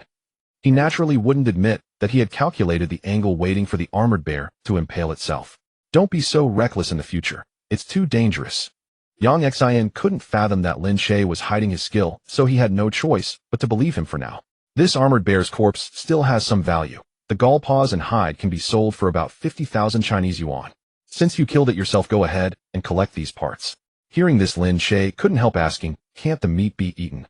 This bear clearly underwent positive evolution unlike the earlier mutant forest wolves, so eating it shouldn't be harmful. It's not inedible, but the texture is certainly poor. I wouldn't recommend it. Yang Xian shook his head slightly. Besides, we still have some distance to our destination, so carrying an entire bear isn't feasible. Lin Che looked at the bear carcass with a hint of regret. The surrounding students gathered around, casting envious glances at him. As a student, killing a level 3 mutant armored bear was a remarkable feat to boast about. At the very least, it would make him a notable figure throughout Xinhai Academy. TSK. What luck? Sometimes luck is a kind of strength. How exactly? Birth is also a kind of strength. Ignoring the chatter, Lin Che quickly stripped the bear hide, chopped off the paws, removed the gall and crystal core, and sealed them in airtight bags. After some hesitation, Lin Che also cut a piece of meat from the bear's leg, intending to taste it. Having endured 2 battles, the students were all mentally and physically exhausted. Though many had barely participated in the fight, facing danger caused adrenaline to surge, pushing their bodies to their thus during the rest of the journey, exhaustion left them largely silent. Late at night, they finally reached the designated spot, unpacked their portable tents, and set them up. From today onward, we'll be spending the next week here. Yang Xian looked at the students with a mischievous smile. Now hand over all your food and water. Starting tomorrow, you'll have to hunt and forage to meet your basics. His words sparked a wave of murmurs. You've got to be kidding, right, teacher? Hunting and gathering. What is this caveman living? I might not die at the hands of a mutant. He'll probably die of thirst or starvation first.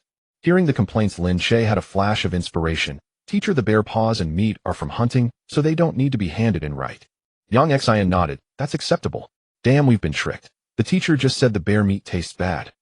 Teacher, doesn't your conscience ache? That bear was huge. Just one leg would be enough to feed me for a week. The students all grumbled, regretting why they hadn't thought to ask for a taste of the bear meat. Ahem.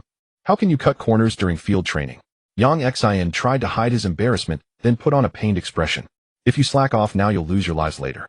Teacher is doing this for your own good. Despite their complaints, the group of students was already exhausted from traveling through the mountain forest. Even if Yang Xian hadn't misled them, they likely wouldn't have deliberately dismembered a giant bear to increase their own burden. Remember, over these 7 days, every meal and every sip of water you have must be obtained through your own. Yang Xian emphasized once more, this is not only a test of your abilities, but also a means to teach you the most fundamental survival skills. Regardless, the students could only comply, adjusting their mindset as they began preparations for the survival challenge. Subsequently, Feng Haochen arranged the night watch schedule in groups of 3, dividing the night into the first half and the second half. With 13 people, they were perfectly split into 13 groups. Starting from tonight's second half until 7 days later, the order was set according to the groups. No one raised any objections, and they all dispersed. Lin Che returned to his tent, organized his weapons, and pondered the issue of water sources. Food wasn't difficult for him to obtain. In fact, the 4 bear paws and a piece of bear meat he had were enough to sustain him for 5 days.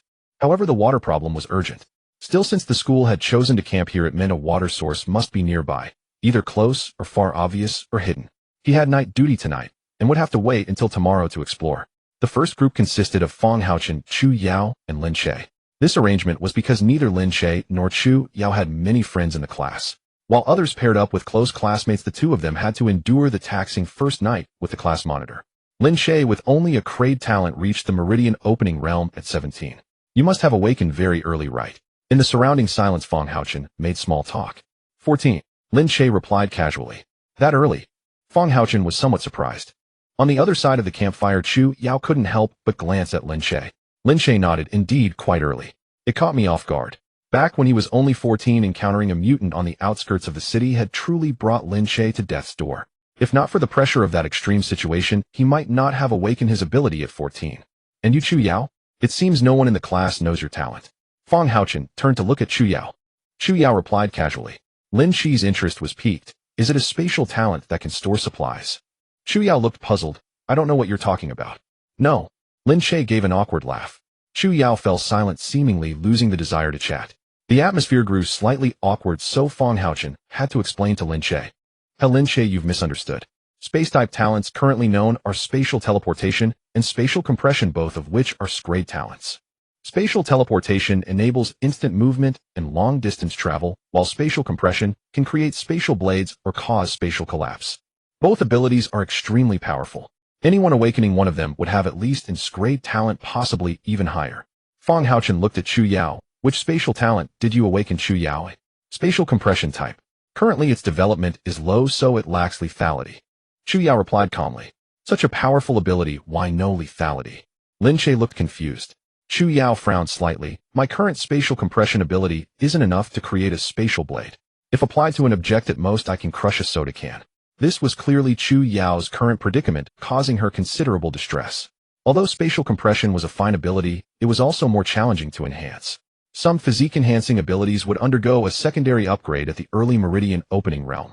Most elemental abilities would also enter their second stage before the cultivator reached the late meridian opening. According to reliable records, spatial compression abilities wouldn't enter their second stage until the user's cultivation reached the transcendent realm. Crushing a soda can. Sounds a bit like telekinesis. Lin Che murmured to himself. It is somewhat similar, but the mechanism differs. Telekinesis acts directly on the object, while spatial compression works by increasing pressure in the external space. Chu Yao seemed to be drawn into the conversation. Once I can master the spatial blade, it will become clearly distinct from psychic abilities. In the initial stage, telekinesis can control objects through mental force, like manipulating flying knives to injure others or repelling them. When upgraded to the second stage, the weight and volume of controllable objects increase dramatically, even capable of easily knocking someone away. Spatial compression in its initial stage is only equivalent to the force of an ordinary punch, almost useless against mutants. In the second stage, when space can be compressed into a sharp blade, it gains some lethality, and its manifestation will become clearly different from telekinesis. Lin Che grew even more curious. Try hitting me with a punch. What? Chu Yao thought she had misheard. I mean, use your ability on me, so I can feel it. In Lin Che's view, while talent didn't represent strength, it should at least provide an advantage at the same cultivation level. If in grade spatial compression ability in its early stage was no better than in a grade strength ability, why was it considered grade? His awakened slaughter ability allowed him an extremely high rate of improvement unmatched by any other ability. At the same cultivation level, others might need years to advance, while he with enough targets to hunt could achieve a breakthrough in just a few days. Therefore, in grade ability must have certain advantages over in a grade. At least it shouldn't be completely useless. Are you serious? Chu Yao found Lin Che a bit strange. Lin Che nodded slightly. Of course, I'm very interested in grade abilities. Fine. Chu Yao swiftly threw a punch, and indeed a ripple of air struck Lin Che's chest. Bang! Caught off guard, Lin Che coughed. Cough, cough, cough. Seeing this, Feng Haochen asked, Are you alright, Lin Che? Yeah, I'm fine. Just wasn't prepared, haha. Lin Che laughed awkwardly. Want another punch to try? Chu Yao seemed eager. Lin Che waved his hand. No need. I've already experienced what you call the force of a punch. Oh. Chu Yao seemed slightly disappointed she couldn't hit him again. After a moment of silence, Lin Che pondered and spoke again. Does this spatial compression ability require a punch to activate? Not really, I'm just used to making a punching motion. As she spoke, Chu Yao flicked her finger, and a compressed air shot into the campfire, sending sparks flying. She deliberately controlled the force, making it roughly equivalent to lightly tossing a pebble. Seeing this, Lin Che shook his head and pressed further. What I mean is, without these physical gestures, can you still use spatial compression? Of course, but without any movement it feels a bit strange. Chu Yao looked at the campfire and activated spatial compression again, stirring up another burst of sparks. Lin Che nodded. In that case, when you swing a blade to chop, if you apply spatial compression to the entire back of the blade, could it increase the force of your swing? You're at the early meridian opening realm now, so your swing force is at least 3 times that of an adult. If you apply spatial compression to the back of the blade, could it become 4 times? Or even with a single swing, by successively applying spatial compression to the blade's back, could you achieve 5 or 6 times the force? Before your awakened ability reaches the second stage, this method of application can still provide you with significant assistance. Lin Che stated solemnly. The force of a grown man's punch is approximately 75 kilograms, while an initial strength-type awakener can deliver a staggering 150 kilograms. For someone like Feng Haochen, a strength-type awakener in the late body forging stage, the force of a single punch can reach 300 kilograms. In comparison, Chu Yao, a martial artist in the early meridian unlocking stage, can only muster around 200 kilograms. In terms of brute strength alone, Feng Haochen indeed holds a certain advantage. However, when considering overall combat capability, including speed, reflexes, and endurance, Chu Yao still has the upper hand. Yet if both were martial artists at the Meridian unlocking stage, Chu Yao possessing his grade talent would be significantly weaker than Feng Haochen with his grade talent. As Chu Yao mentioned, innate abilities generally enter the second stage between the early Meridian unlocking and early transcendent mortal stages. The exact trigger point varies depending on the type of talent. For an grade strength talent, it enters the second stage during the early Meridian unlocking stage, boosting strength from 300 to 500 kilograms. At the same cultivation level, a 500 kilogram punch against a 200 kilogram one is almost a total domination. Meanwhile, this grade spatial compression talent only enters its second stage at the early transcendent mortal stage, granting the ability to wield spatial blades. In other words, for Chu Yao, a wielder of spatial abilities, she must at least reach the early transcendent mortal stage to have a chance of defeating an grade strength-type martial artist. This is clearly quite unreasonable. However, if she continuously applies spatial compression to her weapon, as Lin Che suggested, theoretically, as long as she maintains her grip, the force of her strikes could increase without limit. Of course, keeping the weapon from being dislodged is itself a significant challenge. Moreover, a single strike happens in the blink of an eye, making it difficult to apply spatial compression multiple times. Thus, Lin Che conservatively estimated that if Chu Yao could apply spatial compression 4 times within a single strike, she would likely reach the limit of her own grip strength. Even so, with a base strength of 200 kilograms and 4 applications of spatial compression, she could achieve 500 kilograms, at least matching the strength-type martial artist. With continuous practice, she might be able to apply spatial compression 5, 6, or even more times in it. As long as you can hold onto the sword hilt, the force can accumulate layer by layer, giving you a real chance to surpass strength-type martial artists. Seeing Chu Yao's lack of response, Lin Che continued, "Of course, this is just one method of application. It doesn't mean that's all you can do. Perhaps in terms of enhancing speed, you could also use spatial compression to propel yourself forward, increasing your..." At that moment, Chu Yao and Feng Haochen stared at Lin Che as if they were looking at a monster. "What? What's wrong? Did I say something wrong?" Their gazes made Lin Che slightly uncomfortable. "No, you're absolutely right. How did you come up with that? I could never have thought of such a method." Feng Haochen praised without reservation. A flicker of gratitude passed through Chu Yao's eyes. "Thank you. I admit you're quite remarkable, but I still intend to break off the engagement. I hope you can understand." "Engagement?" Lin Che asked with slight surprise, not caring about being friend-zoned. He inquired on his own, "So you're the young lady of the Chu family?" Feng Haochen acted as if he had overheard something earth-shattering, his eyes widening like brass bells. Chu Yao nodded slightly. "Yes, that's me. Rumor has it you're 1 meter 50 tall and weigh..." Ahem. Lin Che immediately cut himself off. Out of curiosity, he had previously inquired about this young lady of the Chu family, and the answer was exactly as he had expected. The reason the Lin family had him return to fulfill the engagement was simply because the betrothed was too undesirable. 1 meter 50 tall, 180 gene in weight, mentally unstable, with a fiery temper and a tendency to violence, often injuring her personal bodyguards. "Right," Chu Yao said indifferently, speaking the words herself. "I deliberately spread those rumors because I wanted the Lin family to take the initiative to break off the engagement. I never expected them to persist, and even specifically bring you back to honor the agreement. As for Lin Zishuan, I had planned to keep it hidden from him. But you are different from him, you deserve my honesty." Chu Yao's gaze was sincere. "So I hope you can understand, Lin Che. There is no way I will go through with this so-called engagement." Lin Che silently processed the information Chu Yao had revealed. This young lady of the Chu family was also dissatisfied with the engagement and had deliberately tarnished her own reputation to make the Lin family back down. Unexpectedly, the Lin family had brought him in as a scapegoat to continue pursuing the marriage. Initially, Lin Che thought the Chu family's power had forced the Lin family into this decision. But now it seemed it wasn't pressure from the Chu family, but rather a deliberate move by the Lin family. From Lin Hai's various actions, it was clear he placed great importance on this engagement. Lin Che even suspected that if the Lin family hadn't managed to bring him back, Lin Hai would have had Lin Zishuan fulfill the engagement regardless of the young lattice reputation. What exactly did Lin Hai want to gain from the Chu family? I'm curious, what are the underlying interests between the Lin and Chu families? Lin Che casually asked. Hearing this, Chu Yao also looked puzzled. What interests? Isn't it just because of the agreement made by our grandfathers in the early years? Oh, I might be overthinking it. In that case, let's part on good terms. Lin Che made up an excuse. It seemed Chu Yao was also unaware of the inside story. Perhaps he would have to find out the truth through Lin Hai. Part on good terms. We never even got together. Chu Yao frowned slightly. Since you have no objections, the engagement is hereby cancelled. After I return, I will have my family personally visit yours to dissolve it. Lin Che nodded. No problem, you're welcome anytime. Fang Haochen, who had been watching the drama, finally couldn't help but speak up. Sigh. You'd rather suffer for the sake of pride. Why would you give up such a good engagement? Although he didn't specify, it was clearly directed at Lin Che. After all, Chu Yao possessed and great talent, was the eldest daughter of the Chu family, and had an impeccable figure and face. Truly a stunning beauty. Missing such a golden opportunity, where else could Lin Che find a wife like her? In his view, although Lin Che currently had the cultivation of the meridian unlocking stage, and was slightly stronger than Chu Yao, that's not the way to put it. Matters of the heart ultimately depend on fate. Since Chu Yao has no interest in me, I cannot force it. How could he compare to Chu Yao? That's not the way to put it. Matters of the heart ultimately depend on fate. Since Chu Yao has no interest in me, I cannot force it.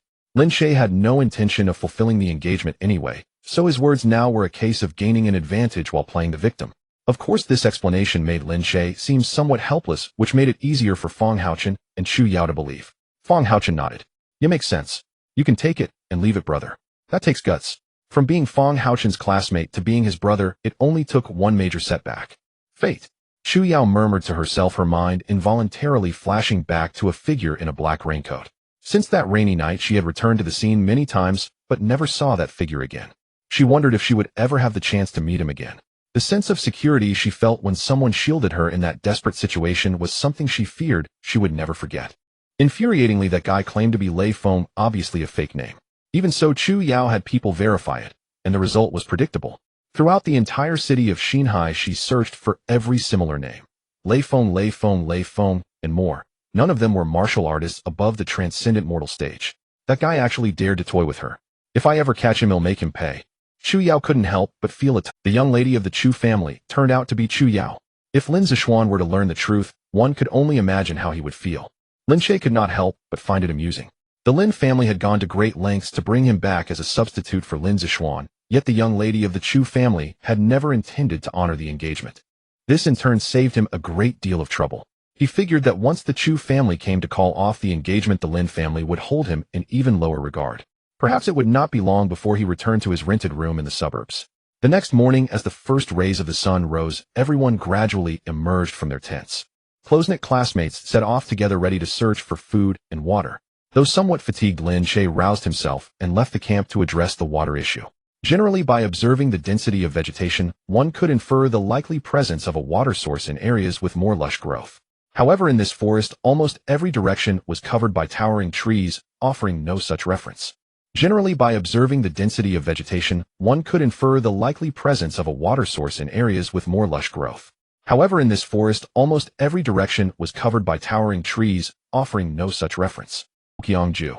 In principle, Yang Xin did not permit any student to venture out alone, and at least two groups were required to travel together. However, Lin Che's exceptional performance the previous day had compelled even the teacher to regard him with higher esteem. Therefore, when he saw Lin Che walking alone into the forest, he did not call out to stop him. Lin Che made his way to the mountaintop without encountering any mutants. He then practiced the three forms of Xingtian, took a brief rest, and climbed a giant tree to look around. Although the trees blocked the sky, the path where the water flowed still revealed noticeable gaps. Lin Che locked onto the direction and made his way to the water's edge, where he first washed his face. Splash! A mutant fish suddenly burst from the surface, lunging at Lin Che. Fortunately, Lin Che remained vigilant at all times, so he avoided being bitten by the fish. I haven't eaten you yet, and you want to take a bite out of me first. Lin Che took a fishhook from his backpack, tied it to a fishing line, and randomly chose a sturdy branch as a rod. Using bear meat as bait, he cast the line into the water. After a moment, the hook suddenly sank. These mutant fish were quite ferocious, refusing to let go once they bit into the food. However, Lin Che worried that the branch and line might not bear the weight, so he did not pull too hard. As Lin Che continued to wrestle with the mutant fish, he finally dragged the colorful large fish to the shore. Judging by its appearance, it was likely a mutated species of snakehead. Over half a meter in length and weighing about 5 kilograms, it was a considerable catch. Moreover, this fish was equivalent to a first-level mutant, so besides serving as food, Lin Che could also gain cultivation and a crystal core from it. With such a benefit, Lin Che was naturally in no hurry to leave. He dug a small pool by the water, threaded a rope through the fish's gills, and placed the fish into the pool. He then drove a wooden stake into the ground nearby, and tied the other end of the rope firmly to the stake. Better keep the fish alive for now, and kill it later, or the flesh will deteriorate. Thinking this, Lin Che sat back by the shore and fished contentedly. Perhaps the scent of blood strongly attracted the mutant fish, as within less than half an hour he had caught 7 or 8 large fish. The day of revelation was clearly a disaster for humanity, but for many animals, it seemed like an opportunity. The stream stonefish, which usually grew to at most a dozen centimeters, could now reach over a foot in length after mutation.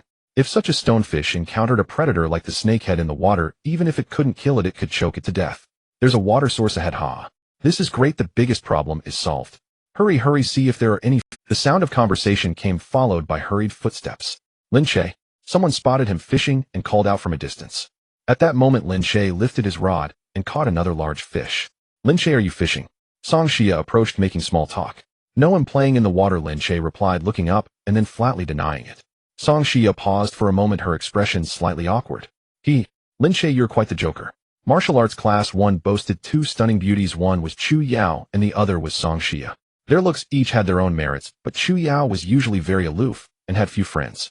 Song Xia, on the other hand, was approachable and had always been the center of attention in class. This was the first time she had received such a cold reception since enrolling. Wow, so many fish, Lin Che, you must have a talent for fishing. Song Xia's exclamation drew the others closer. Seeing the several large fish in the small pool, impressive. This mutant snakehead must weigh at least over 10 gene, right? Indeed, in such a small stream this fish would be at the top of the food chain. Not necessarily. Now that creatures have mutated, it's possible for a snakehead to grow to 100 gene. How could that be? Mutation doesn't always mean bigger bodies. Where there are people, there are conflicts. Some praised him, and others took a dislike. Li Chong, as Song Xia's top admirer, naturally couldn't stand her holding Lin Che in high regard. Thus he put on a disdainful air, just a few fish. These mutant fish are very easy to hook now, no skill. The logic was sound, but whether the fish bit was one thing and landing them was another. Indeed, it is quite easy. Lin Che simply packed up his rod, picked up the fish, and prepared to leave. Seeing this, Li Chong asked, why don't you catch a few more? What's the point of catching more? I can't eat them all myself. Lin Che walked toward the camp carrying the fish. If you can't finish them, you can share them with everyone, Li Chong said again. Lin Che stopped and looked back. Hey, if you want to eat, catch them yourself. With that, he walked away, ignoring the chatter. TCH, what's so great about that? As if no one else can catch them.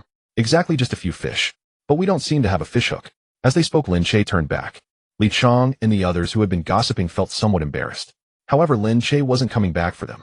He had returned to the water's edge because he suddenly realized that the camp might not have the means to clean the scales and entrails. Helplessly, he had to come back to the water to process the fish. Lin Che, could I borrow your fishing rod? Song Xia took the initiative to speak again. Hearing this, Lin Che glanced at her and casually tossed the rod over. It's yours. A fishhook and line cost nothing, and the rod was made from local materials. Since she asked, Lin Che didn't mind. He wouldn't eat fish every day during the 7-day wilderness trial. Even if he wanted to, he had spare hooks and line in his backpack and could make a new rod anytime. Song Xia quickly took the rod. Thank you, Lin Che. Then Lin Che began cleaning the scales and entrails nearby. Li Chong took the rod, found an earthworm, and tried fishing. But by the time Lin Che had finished processing all the fish in his hands, Li Chong hadn't caught a single one. It wasn't necessarily that the mutant fish were picky. More likely the scales and entrails Lin Che had thrown into the water appealed more to the mutant fish's taste. So until Lin Che left the rod in Li Chong's hands, remained still. Strong, can you handle this? Don't talk nonsense. How could Strong not manage? Maybe I should give it a try. Li Chong, irritated by their chatter, grew restless and repeatedly attempted to cast his line again. The more agitated he became, the less he caught. The less he caught, the more agitated he grew. Stop arguing. Even if there were fish, you've scared them all away. The group fell silent, though inwardly they sneered. Song Xia ventured. Maybe we should go ask Lin Che for advice on how to catch fish. Those words drove Li Chong to recklessness. It's just a few fish. If I can't catch them, I'll dive in and grab them. No, that's too dangerous, Strong. Don't be foolish. Yes, Strong, the water's treacherous. But Li Chong ignored all warnings, took out his electronics, and leaped into the water. Moments later, a scream pierced the woods. When Li Chong crawled ashore, his clothes were tattered, and his body bore multiple injuries. Yet some mutated fish were ferocious. Even after he reached the bank, a few refused to let go. In this way, he managed to catch several fish with his body. On his way back, Lin Che gathered some inspiration mushrooms, also a mutated strain, but still edible. With fish and mushrooms, if he had a pot, he could make a soup. Unfortunately, conditions didn't allow it, so he had to settle for a barbecue. By then, other students had returned to camp, some with bountiful hauls of prey and fruit. Others came back empty-handed, their faces etched with disappointment. Class monitor, start the fire. Lin Che gestured to Fong Haochen with the fish. Before leaving camp, head divided tasks with Fong Haochen and Chu Yao. Lin Che was to find food, Fong Haochen to gather firewood, and Chu Yao to prepare the meal. Soon Li Chang was helped back to camp looking utterly disheveled. Yang Xian immediately asked what happened. The group exchanged awkward glances, unsure how to explain. Cough. I dove for fish and got bitten, Li Chang admitted. What were you thinking? Yang Xian looked baffled. Since the awakening day, it's common knowledge not to go into wild waters. Sigh. The fish Lin Che caught didn't seem that fierce. Who knew it'd be different underwater? Li Chang tried to salvage his dignity, but his words only made him look worse. When a fish is hooked, it's food. When you are in the water, you become food. How's that the same? Shh. Yang Xian sighed in exasperation. Are you badly hurt? Need a ride back to the city? No, just light wounds. I heal fast, I'll be fine in a couple of days. Li Chang shook his head. Yang Xian said no more, offered a few words of advice for his recovery, and turned to leave. Lin Che threaded the large fish onto branches and handed them to Chu Yao. Now it's your show. Chu Yao took them casually and placed them directly over the fire. Lin Che quickly stopped her. Wait, you're just grilling them like that. What else? How should I do it? Chu Yao looked puzzled. Lin Che slapped his forehead, visibly dismayed. You should at least sprinkle some salt and marinate them first. All right, salt. Did you bring any? Chu Yao feigned composure. Do you even know how to grill fish? If not, don't force it or we can find someone else. Lin Che eyed her with suspicion, then slowly pulled a jar of salt and a jar of seasoning from his backpack. Grilling fish. Just give me the salt and wait to eat. As the eldest daughter of the Chu family and a prodigy with great talent, Chu Yao would never admit she couldn't grill fish. How could something so simple be beyond her? Hearing this, Lin Che said no more and went to clean the inspiration mushrooms. By the water, he rinsed them, threaded them onto skewers, and brought them back to camp. The campfire blazed, illuminating Chu Yao's delicate face. Holding a wooden fork, her brows slightly furrowed, she positioned a fish over the flames, her body, still, her large eyes fixed intently on the skewered fish. Her expression was so serious that it seemed less like cooking and more like conducting a crucial scientific experiment. At first, all seemed well. Under the fire's caress, the fish gradually changed color, releasing a faint, pleasant aroma. But the good times didn't last. Unfamiliar with heat control, the fish quickly blackened, and a burnt smell spread through the air. Oh! Chu Yao gasped, hastily flipping the fish. But the sudden force nearly caused it to fall off. She managed to steady it with quick reflexes, but by then the fish was a sorry sight. One side, charred black, the other half raw. The surrounding students reacted with mixed expressions, some stifled laughter, others shook their heads helplessly. Lin Che returned to camp just in time to witness this absurd scene. Chu Yao looked at her creation, feeling a pang of embarrassment. This doesn't match what I imagined. Lin Che suppressed his laughter. Maybe let me try. With that, Lin Che picked up another fish, held it to the side of the fire, and turned it continuously. Soon the fish turned a golden brown, releasing an enticing aroma. Looks decent, Lin Che said, satisfied with his work. Chu Yao glanced from her charred lump to his appetizing fish, her face flushing with mortification. How about from tomorrow I find the ingredients and you cook? Chu Yao ventured. No need, I actually enjoy foraging, Lin Che quickly declined. He had no intention of staying put in camp. Had practiced the 3 forms of Xing Tian for too long without real combat. Lin Che hoped to encounter some mutants in the wild to test the power of the Qian Qi Pa Qiongju. Practicing on air gave him no sense of his true capabilities. But his refusal led Chu Yao to misunderstand. You don't need to coddle me. Since we've called off the engagement, let's keep our roles clear. Chu Yao prided herself on her principles. She never sought favors through status or beauty. Suit yourself, but I'm definitely going hunting. Lin Che remained unfazed, continuing to turn the fish. Looks like it's ready. Want a taste? He offered the grilled fish to Chu Yao. Meeting his calm gaze, Chu Yao felt a slight stir. Thanks. She took the fish, took a small bite, and her eyes narrowed slightly. Oh good. Since it tastes fine and won't poison anyone, I can eat it in peace. Lin Che immediately— Oh good. Since it tastes fine and won't poison anyone, I can eat it in peace. Lin Che immediately snatched the fish back and took a big bite. Chu Yao first looked stunned, then realization dawned. Lin Che, she hissed through clenched teeth. Only he could break the Ice Queen's composure so thoroughly. Haha, just kidding. Here, I'll grill another one. Lin Che offered the fish back with a playful grin. Chu Yao refused to relent. It's covered in your saliva. No way. All right, then I'll eat it myself. Lin Che pretended to take another bite, but Chu Yao snatched it away. You're not eating it either. You have to grill me another. Come on, miss, this one's already done. Wasting it would be a shame. Fishing is hard work. Lin Che exaggerated deliberately. As for the so-called hardship, it was hardly worth mentioning. After all, he wasn't Li Chang using his body as bait. Lin Che finally helped Chu Yao roast a fish again and also assisted Fang Haochen in roasting one. As night fell, the valley was shrouded in darkness. In the campsite, the bonfire flickered in the night breeze, bringing a sense of security to the students. Everyone gathered around the fire, sharing their gains and experiences from the day. Today I was almost hurt by a mutated hedgehog. That creature curled into a ball and rolled towards me. If I hadn't run fast, I would have definitely been pierced with 108 holes. Why 108 holes? Did you count how many quills the hedgehog has? That's an exaggeration. Do you understand exaggeration? Then why use an exaggerated expression? Well, if I couldn't escape, I would definitely be injured. Do you get it? Got it. So does that hedgehog really have 108 quills?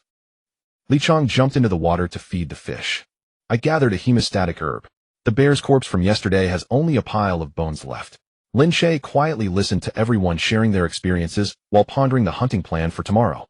Having eaten fish all day today, tomorrow, I definitely want to change the flavor. I wonder if there are any wild chickens or rabbits in the mountains. Even though the jungle wolves are formidable, these small animals should have their own ways to survive. Just as there are black fish in the water, there will also be brook trout, otherwise the black fish would eventually starve to death. For now, this forest seems relatively safe, as apart from yesterday's armored bear, no one has encountered any mutated creatures above level 2. However, just because the first day went smoothly doesn't mean it will continue to be so. As the hunting and gathering range expands, it is inevitable that we will encounter more mutated creatures. Lost in thought, Lin Che noticed a flicker of light in the jungle, frowning slightly. He stood up and walked in the direction where the light had flashed, but just a few steps out, he was stopped by Yang Xian. Lin Che, where are you going? You can't leave the campsite alone at night. I need to take care of something. Lin Che casually made up an excuse. Let Feng Haochen go with you.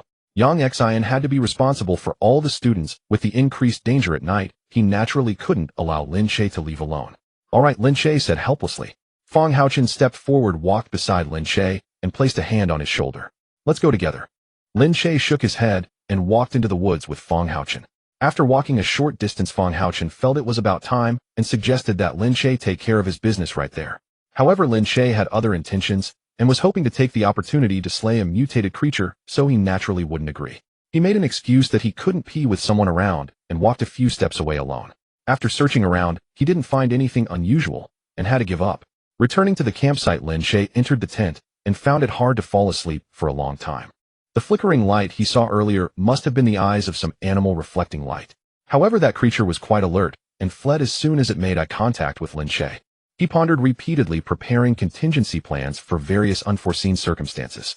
In the wild, any oversight could lead to deadly consequences, so Lin Che would only be more cautious. A night passed without incident.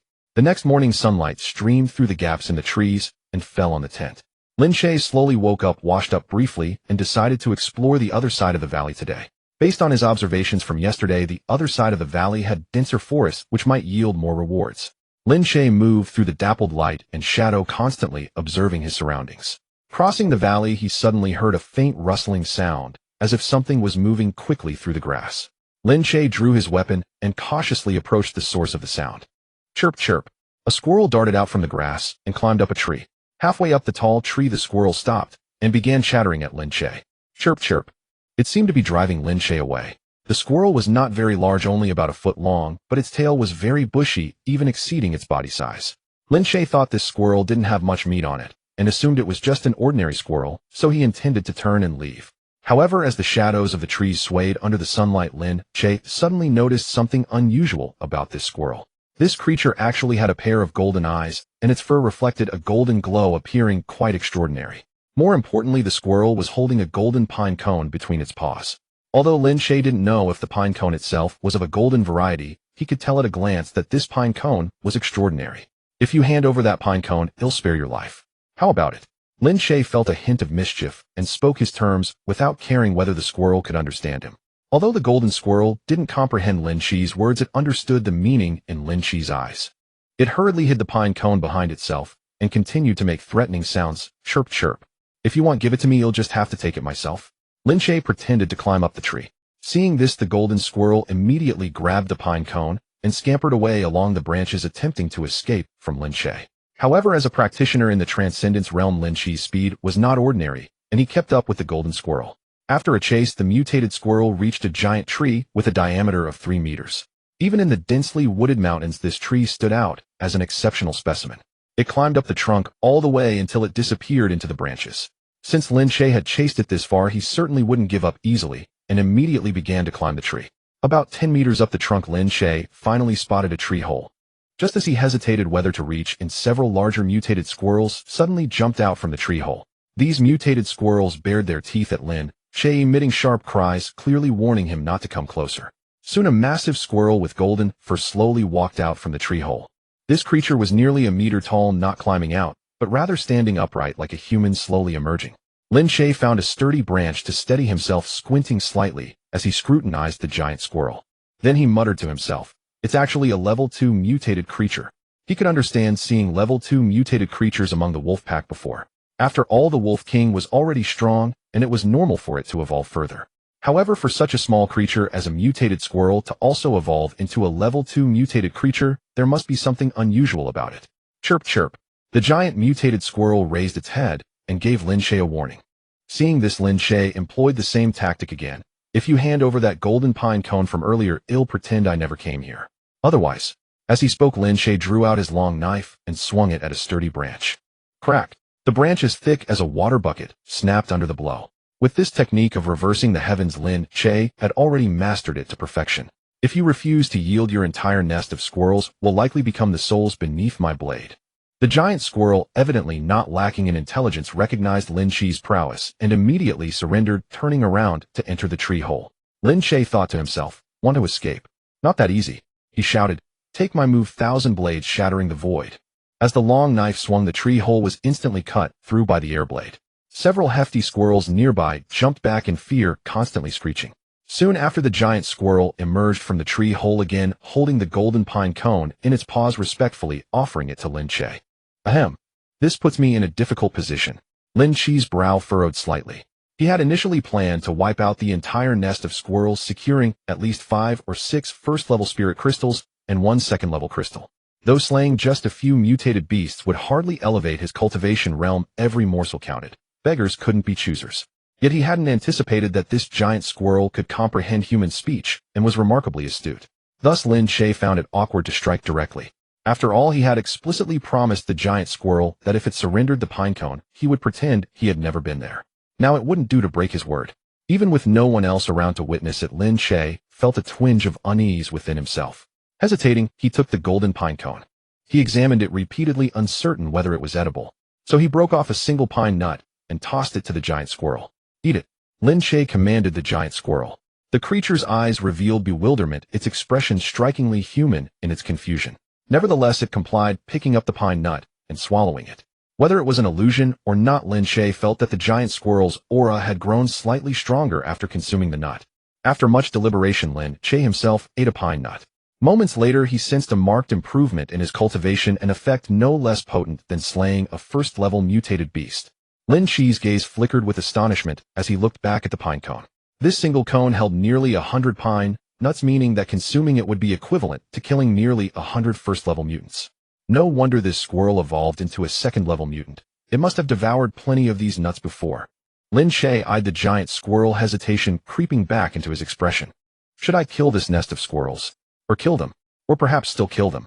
Before Lin Che could decide, the giant squirrel immediately showed terror, repeatedly bowing in submission. This baffled Lin Che even more. He had only been thinking to himself without uttering a word, yet the squirrel seemed to perceive his thoughts.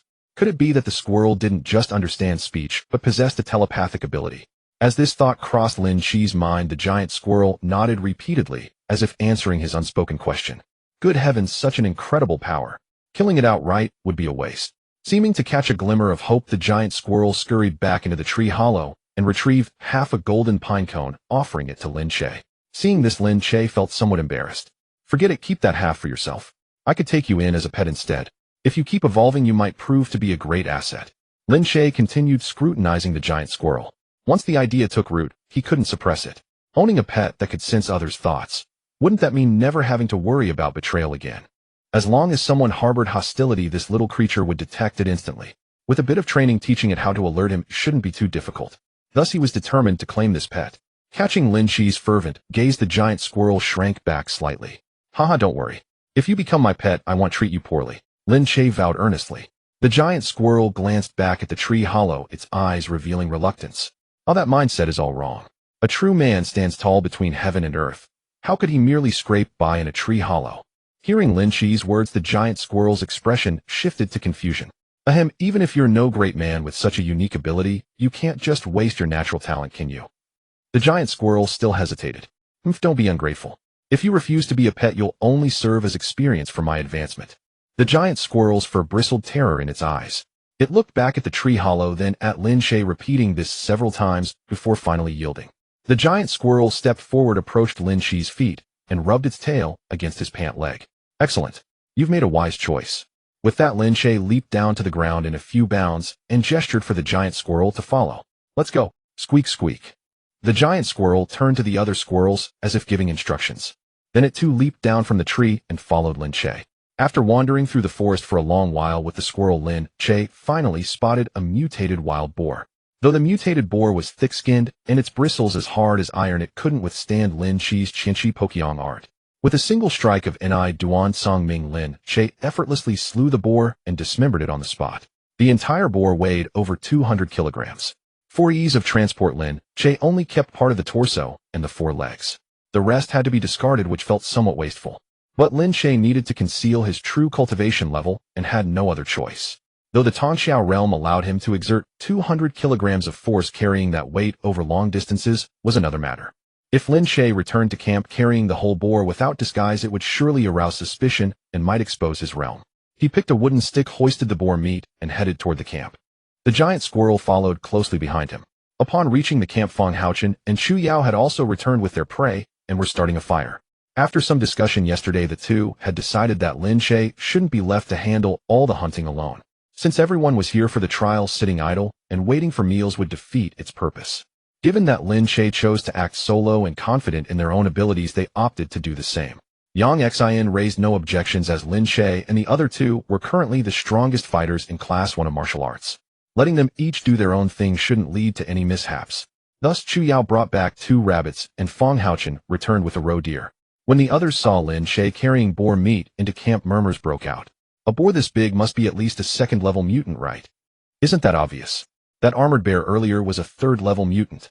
A Tongxiao realm cultivator killing a 3rd-level mutant. It still feels unreal. Then someone finally noticed the giant squirrel behind Lin Che. Holy crap, a 2nd-level mutant squirrel. It's enormous. Many tensed up in alert. Seeing this, Lin Che commanded the giant squirrel, "Come greet everyone." Squeak, squeak. The squirrel complied, cupping its paws in a salute to the crowd. So you went out and came back with a mutant squirrel as a pet? Chu Yao asked casually. After their frank discussion about the broken engagement, Chu Yao no longer treated Lin Che with cold indifference, and their interactions grew more natural. What can I say? My charisma is too strong. It insisted on following me, Lin Che said with a helpless shrug. What's its name? Chu Yao asked, looking at the giant squirrel. Name? Lin Che also glanced at the squirrel. Let's just call it Big Squirrel. Chu Yao shot him a look of disdain. That's way too lazy. How about I name it? Lin Che grumbled inwardly. You want to name it? Are you its mother? But he kept his mouth shut and replied nonchalantly, fine, suit yourself. Let me think. Chu Yao pondered briefly. Well, it's golden all over, so how about golden treasure? Lin Che looked baffled. What? Red gold treasure? It's not red gold treasure, it's gold treasure. What's wrong with your ears? You're so young. Chu Yao couldn't help but Lin Che looked at the giant squirrel. From now on you're called Gold Treasure, got it? Squeak, squeak. Gold Treasure nodded slightly, indicating understanding. Oh, it's really smart. Chu Yao couldn't help but admire. Well, if it weren't, it would already be a corpse, Lin Che acknowledged. Hearing this, Gold Treasure couldn't help but shrink closer to Chu Yao. Just then an abrupt voice sounded. Brother, I see your group brought back so much prey. You probably can't finish it all. Could you share some with everyone? Lin Zixuan had been subdued for a day after Lin Che's threat. Now seeing an opportunity, he couldn't resist trying to stir up trouble for Lin Che. No. Lin Che refused casually. He had developed a conditioned reflex toward Lin Zixuan, instinctively refusing. So much prey will go bad by tomorrow. What a waste. Lin Zixuan continued to sway the crowd. Although Lin Che had only brought back part of the wild boar's torso and limbs, it still amounted to over 100 gene of meat after deboning. Feng Haochen had brought back a roe deer, about 50 or 60 gene of meat. Chu Yao had brought back 2 mutated rabbits, adding up to over 10 gene. Even with warriors' hearty appetites, 3 people couldn't devour nearly 200 gene of meat in a single day. You do have a point. Lin Che nodded slightly, scanning his surroundings. That one song, sure, this piece of wild boar is for you. No need to thank me. Lin Che lifted a portion of the wild boar torso and gestured toward her. Lin Che, while I appreciate your kindness, my name isn't Song Sure, it's Song Xia. Song Xia's expression was complicated. I hope you can remember next time, Lin Che. Despite his mistake with her name, she decided to accept his gift. She had already borrowed a fishing rod from Lin Che yesterday, so accepting another piece of meat today didn't weigh heavily on her conscience. Lin Che looked slightly embarrassed. Ahem. All right, Song Xia, I'll remember. Though over a month had passed since enrollment, Lin Che rarely communicated with others, so he couldn't name many classmates. He had deliberately given a piece of wild boar to Song Xia, mainly because he had dealt with her once yesterday, so they were at least acquainted. As for the others, they were merely familiar faces to Lin Che. Seeing Song Xia leave with the wild boar, Lin Zixuan spoke up again. Brother, your group still has plenty of prey left. Surely you can't finish it all right. Indeed we can't. Lin Che put on a sardonic smile. So what? Could you share some with classmates who lack food? We're all one collective, we should help each other. Although Lin Zixuan always used the same rhetoric, it proved effective time and again. Stirred up by Lin Zixuan's instigation, the crowd began to chime in. Yes, since you can't finish it, why not share some with everyone? We're all classmates studying and training together. Isn't it good to give extra meat to those in need? He specifically gave a piece of wild boar to Song Xia. Does he have designs on our class beauty? Getting close to that woman, and still not satisfied, now he's after the class beauty. Truly insatiable. As expected, they were still students, easily swayed by Lin Zixuan's agitation. What I hunted is mine to do with as I please. As for the class monitor's prey, you can ask him yourselves. Lin Che was never one to tolerate baseless accusations. If they gossiped behind his back, and he didn't hear it, but with someone pointing fingers to his face, he naturally wouldn't let it slide. However, if you can't even solve your own food problem during a trial, you'll probably end up useless after graduation. As he spoke, Lin Che cleaved a wild boar leg in two with his blades, sweeping his gaze across the crowd. Some who had wanted to retort instantly lost their nerve and fell silent at his imposing demeanor. Lin Che kept enough for himself and handed the remaining meat to Feng Haochen to distribute as he saw fit. Aren't you trying to collect crystals? Why not trade this meat with classmates for their crystals? Feng Haochen had indeed come up with a brilliant idea. Prey varied in size, some might have only caught small game and lacked sufficient food, yet they might still possess. Makes sense. Lin Che immediately announced loudly. Any classmate short on food can trade crystals for it. 1 crystal for 5 gene of meat. Although crystals couldn't be absorbed directly, each one represented a mutant creature, so they were used as military merit tokens in the army. Some research institutes also used crystals as raw materials for pharmaceutical development. However, military merits required on-the-spot verification, and not all crystals were recognized. As research materials, the demand wasn't huge, and the military could supply a steady stream, so no institute bothered to purchase them externally. Thus, at present, crystals weren't worthless, but their value was hardly substantial. In fact, their worth wasn't even enough to circulate in the open market. Only in the black market for unknown reasons were they bought up by interested parties. Most classmates had no knowledge of the black market and didn't bother collecting crystals. But after seeing Lin Che collect them, a few had taken an interest. Coincidentally, some had indeed kept crystals after killing mutants. Now short on food, they could trade them for Lin Che's wild boar. I have 3, give me 15 gene. I have 2, give me 10 gene. I only have 1, but it's a second-tier crystal. Can it count as 2? Hearing this, Lin Che's heart leaped with joy, of course. On the black market, a first-tier crystal was worth 500, a second-tier, 2,000, a third-tier, 6,000, and a fourth-tier, over 10,000. This pricing system was clearly unreasonable. Based on rarity, third and fourth-tier crystals should be worth more. But since only the black market bought crystals, Lin Che had no other options. By this price, 1 second-tier crystal equaled 4 first-tier ones. This classmate using a second-tier crystal as 2 first-tier ones was a deal Lin Che gladly accepted. A second-tier crystal gets you 10 gene, a third-tier 20 gene, and a fourth-tier 40 gene. But Lin Che was just boasting. None of the students present could possibly have a third-tier crystal, let alone. In the end, Lin Che obtained 13 first-tier crystals and 1 second-tier crystal. As for Lin Zixuan, he was left fuming. Brother, we're all classmates. Oh, we should help each other. How can you demand crystals from them? Lin Che glanced at Lin Zixuan, his smile unwavering. Since it's mutual help, I provide food for classmates, and they help me collect crystals. Isn't that only natural? After a brief pause, Lin Che's expression turned cold. When you say mutual help, you can't mean only I help others, and they can't help me, can you? No, that's not it. Brother, how can you think that? Lin Zixuan denied vehemently. Oh, if that's not what you meant, then do you still think there's anything wrong with my asking for crystals? Lin Che narrowed his eyes, fixing his gaze on Lin Zixuan, as if sizing up prey. Lin Zixuan grew flustered, feeling as though a single wrong answer would leave him mauled by a ferocious beast. No, what I did was perfectly reasonable. Though Lin Zixuan cursed Lin Che 1,000 times in his heart, he dared not utter any provocative words aloud. Sensible. Lin Che revealed a row of white teeth. Heh. Lin Zixuan's face showed embarrassment. Lin Che ignored him and handed the roasted pork leg to Chu Yao. Here, you eat first. I don't want it. Give it to Song Xia. Shu Yao didn't know why she said that, perhaps feeling that since the two hadn't called off the engagement, Lin Che shouldn't show favor to another woman in front of her. She didn't realize it might be an emotion called jealousy. Heh. Lin Che raised an eyebrow. If you really want to eat, I'll eat it myself. Upon hearing this, Shu Yao snatched the roasted meat from Lin Che's hand, and as if venting her emotions, took a fierce bite. Chewing, she mumbled, "Since you said it's mine, it's mine." Night fell once more. After 2 days of exploration, most students were exhausted and quickly retreated into their tents to rest. Only a few campfires in the camp still emitted faint light, flickering in the silent night. However, in the darkness, a group of figures was stealthily approaching. Earlier, the Wolf King had led its pack away, seemingly having given up on the group of students on their trial. But in truth, the Wolf King was highly intelligent, secretly directing scouts to follow, and had even come to investigate in person yesterday.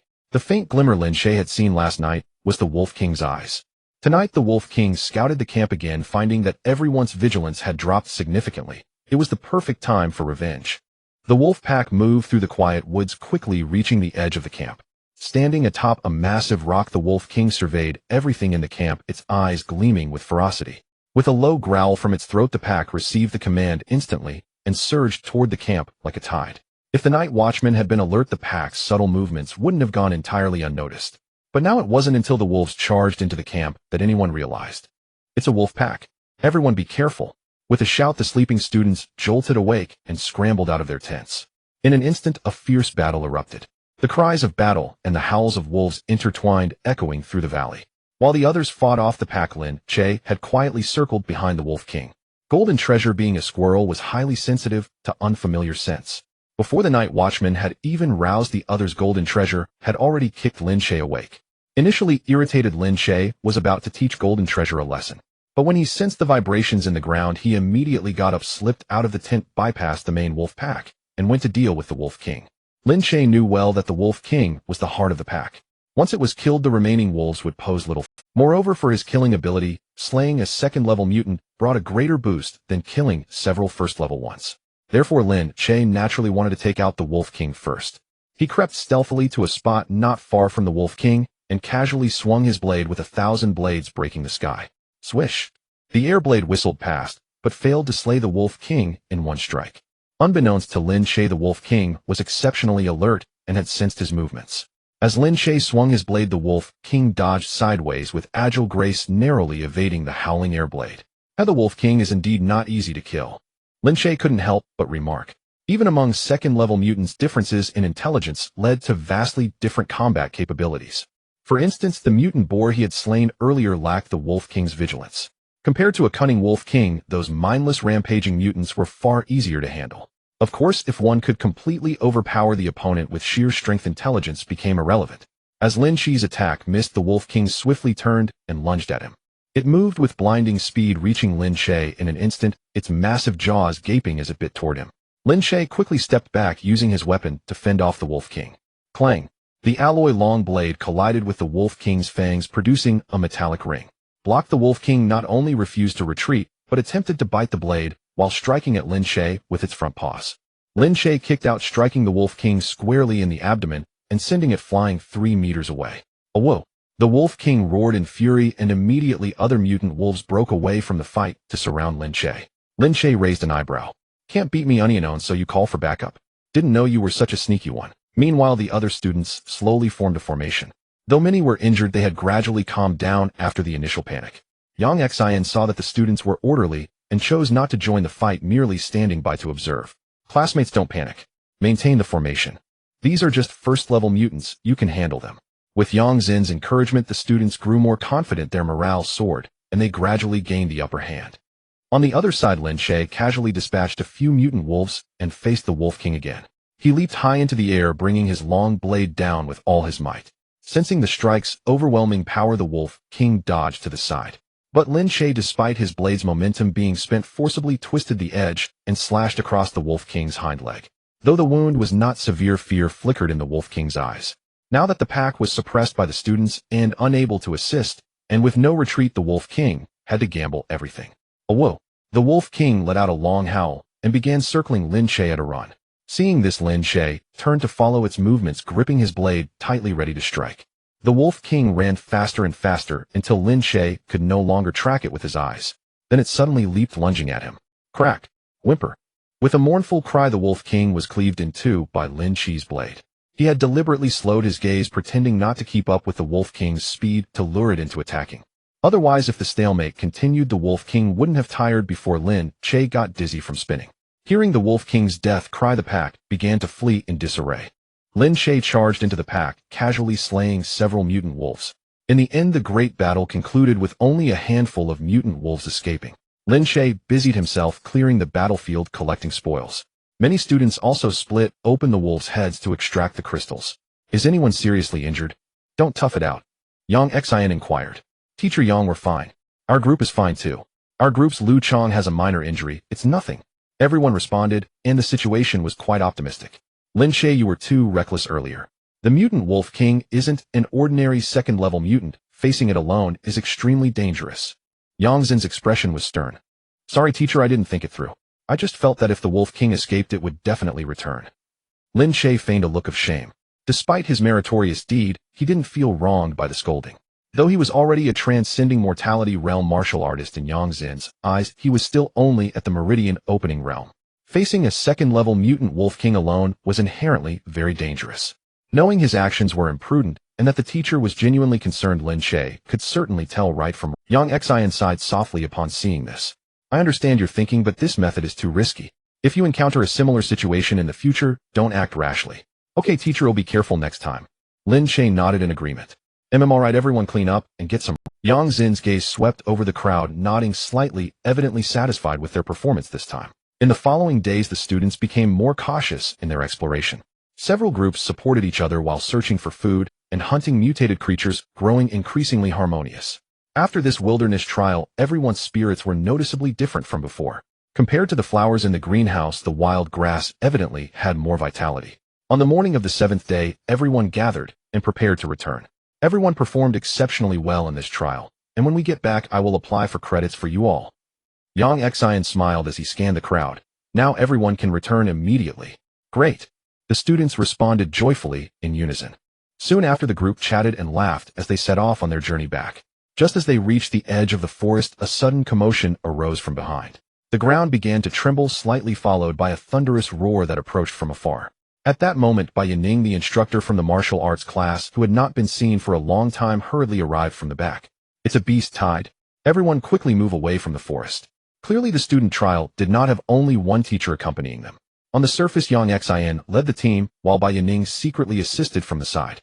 Upon hearing this, Yang Zin's expression turned serious. Everyone stay calm and evacuate in order. Lin Che, who was originally in the front, immediately slowed down and moved to the back of the group. Looking back, Lin Che saw dust swirling in the forest, and amidst it countless mutated beasts surged toward them like a tide. Has the city defense army been notified? Yang Xian looked at Bai Yining. They have already been informed. The city defense army will arrive within 15 minutes. We need to protect all the students with all our might during this time. Bai Yining nodded, and then looked at Feng Hao Chun, loudly declaring, Feng Hao Chun, as the class leader, you need to coordinate the evacuation. The teachers will help buy you time. Understood, I will ensure the orderly evacuation of my classmates. Feng Hao Chun responded from a distance. The beast horde was in disarray, moving exceptionally fast. Some mutated beasts even collided directly with tree trunks. In the sky, various birds were also frantically fleeing. What on earth is happening in the forest? Lin Che couldn't help but ponder. At this moment, Huang Jinbao tugged at Lin Che's feet, urging him to leave quickly. Lin Che, unwilling to miss this opportunity, immediately picked up Huang Jinbao and tossed it to Chu Yao. Chu Yao, please take care of my pet. What are you going to do? Chu Yao frowned slightly. Of course I am going to help the teachers resist the beast tide. Lin Che feigned a righteous appearance. As he spoke, Lin Che drew out his long knife and shouted at Yang Xian. Teacher, I am here to help you. Hey! Chu Yao wanted to stop him, but saw Lin Che had already dashed far ahead. Seeing Lin Che return, Yang Xian couldn't help but frown. What are you doing? Hurry and evacuate. In truth, judging by actual strength, although Yang Zin's realm was higher than Lin Che's, his combat power was not necessarily stronger.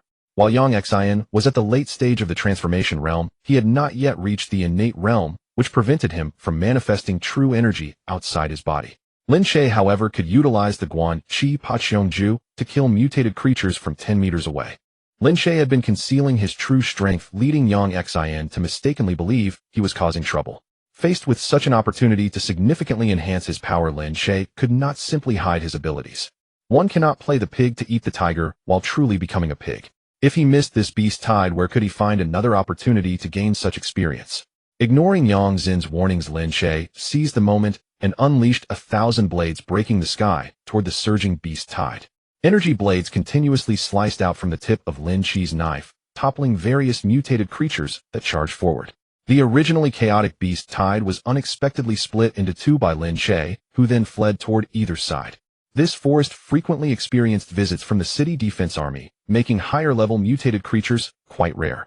Otherwise, Lin Che might not have been able to achieve such a feat. After being momentarily stunned, Yang Xian and Bai Yining quickly joined the battle, fully committed to slaying the mutated creatures. However, the martial techniques used by the two were evidently inferior to Lin Che's, and it wasn't long before they were injured by the beast tide. Faced with the unending beast tide, the two could only gradually converge their formation toward Lin Che.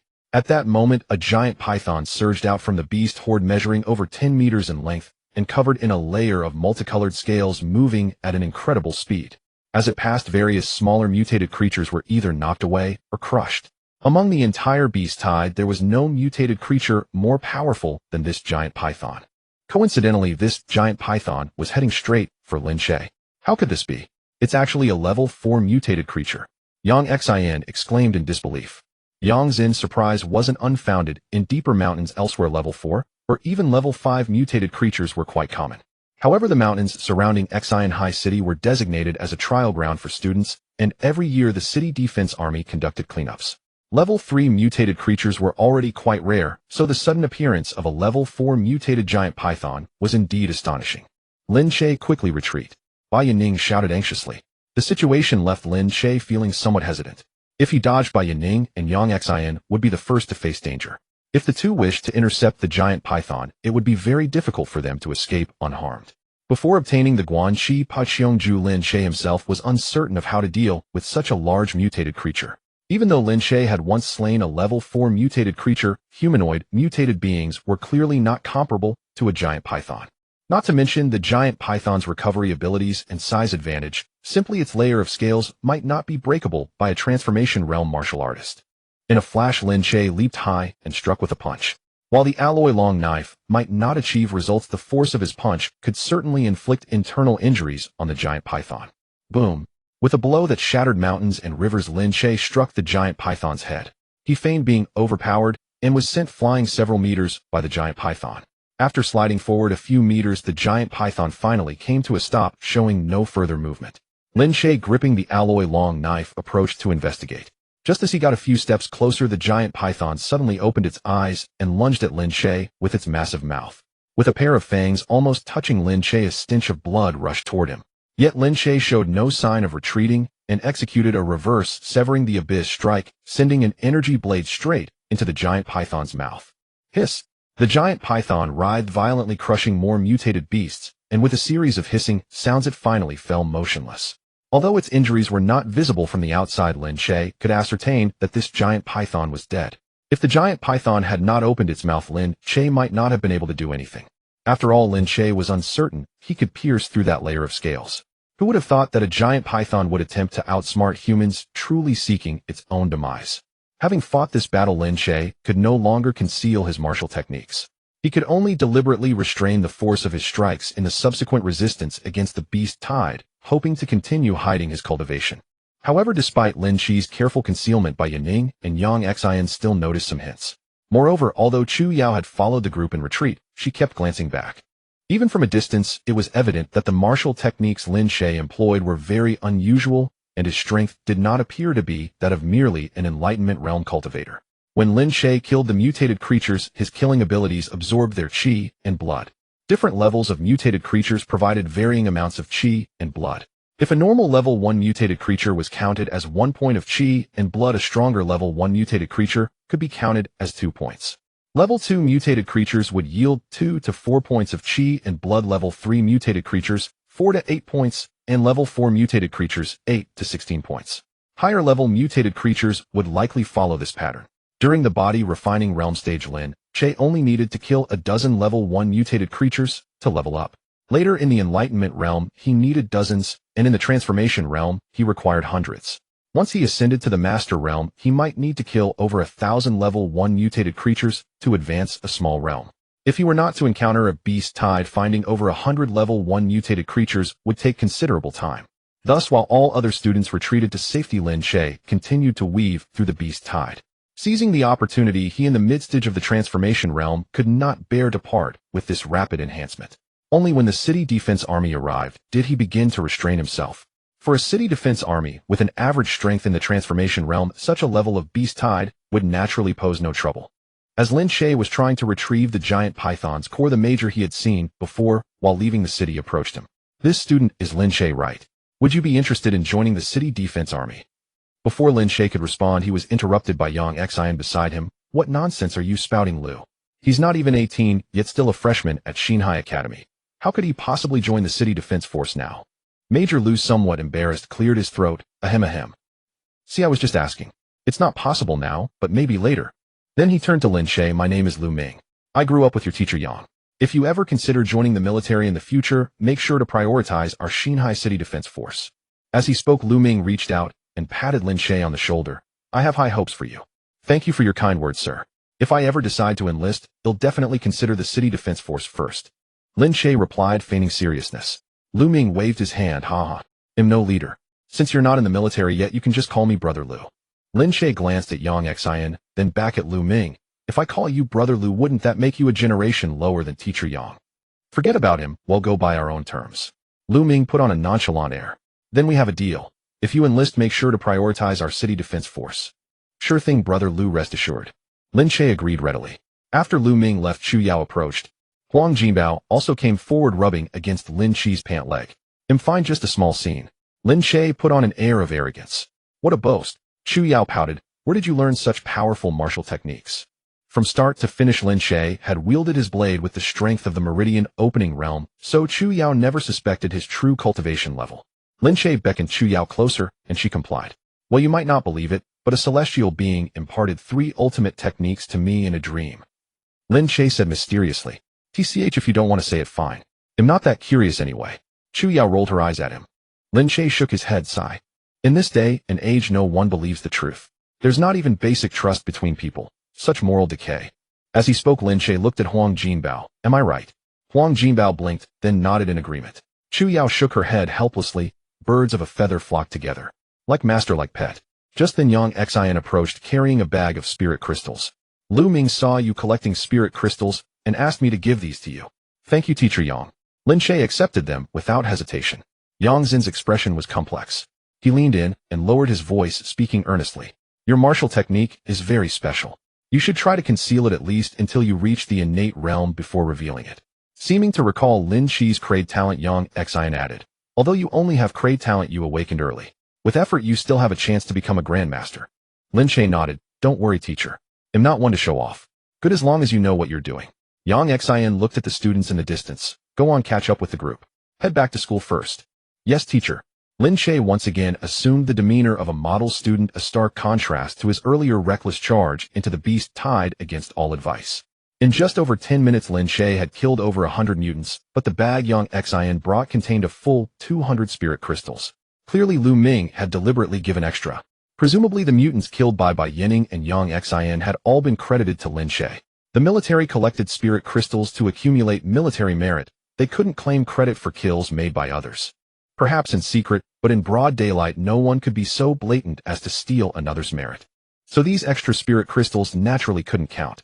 Since Lin Che was collecting them, Lu Ming was happy to do him a favor, having them gathered and handed over. Who knows? Lin Che might one day become a soldier under his command.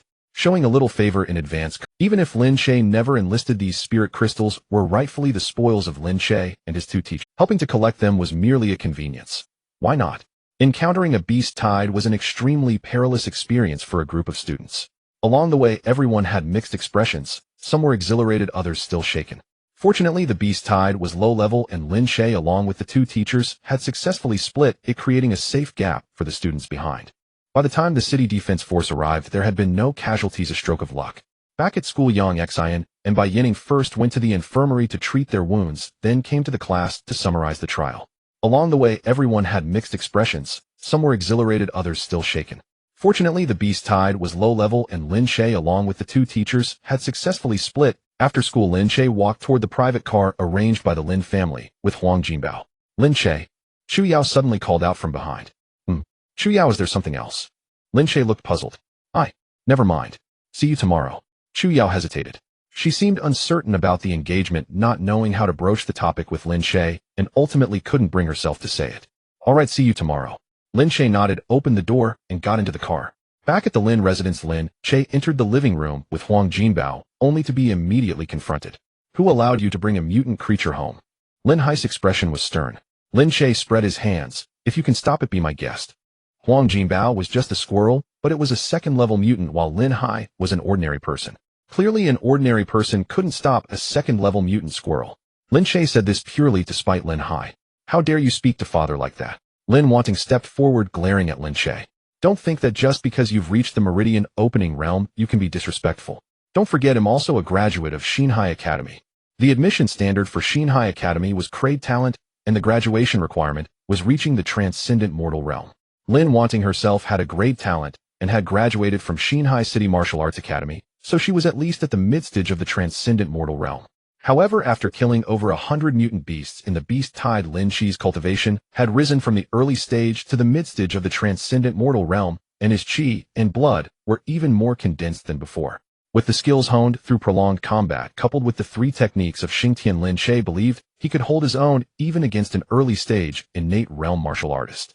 But if he actually fought Lin Wanting, he would inevitably reveal his true cultivation level, leaving him momentarily hesitant. What? Scared? Lin Wanting sneered. Apologize to father now, and throw this squirrel out, or else, as your elder sister, I think it's time I taught you a lesson. Though Lin Che didn't want to expose his true cultivation, he wasn't one to passively endure.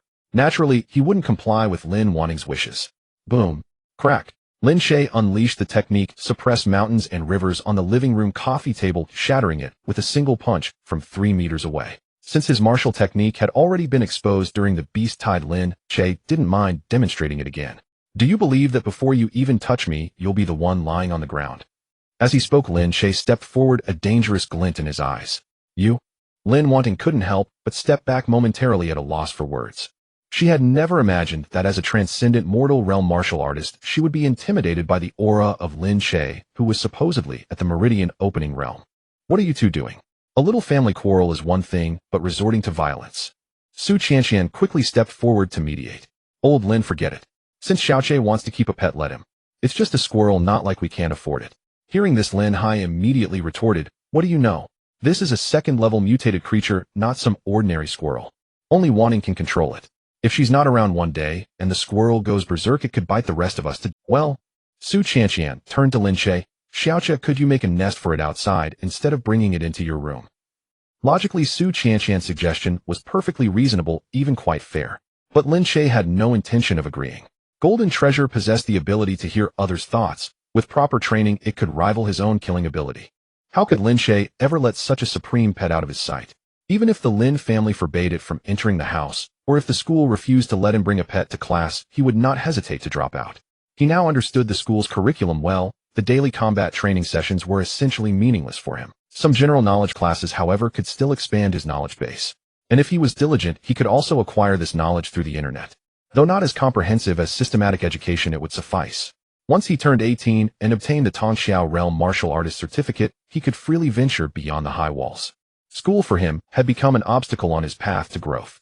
Having realized this, Lin Che no longer dwelled on whether Golden Treasure could be brought into the room. Instead, he laid his cards on the table. Miss Chu intends to call off the engagement. I see no reason to continue living in this house, so I plan to move out. Call off the engagement? Who told you that?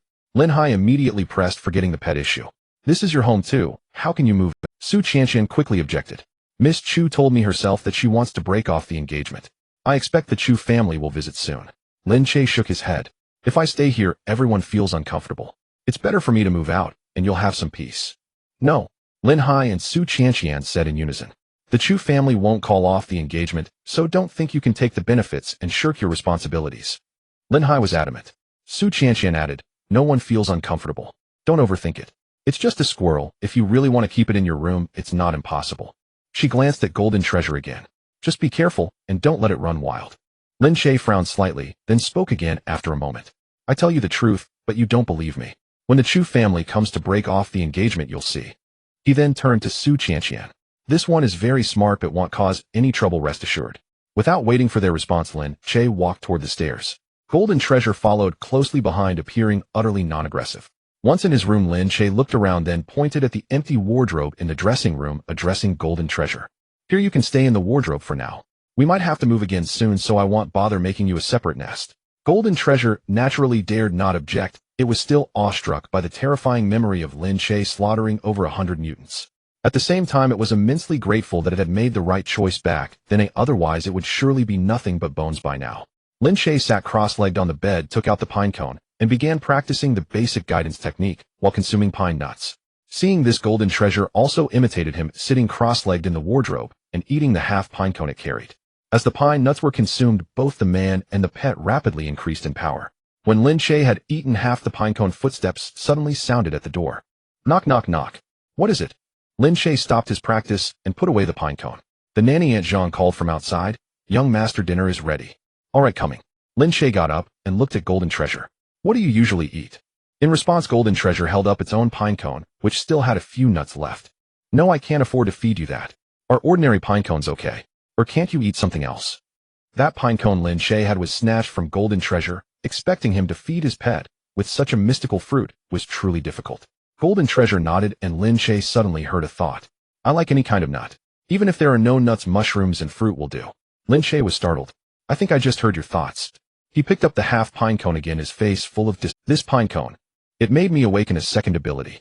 Golden Treasure, however, looked as if it were the most natural thing in the world. Chirp, chirp. Translated, it meant, isn't this normal? I only gained the ability to hear others' thoughts after eating a pine cone too. Is that so? Why didn't you say so earlier?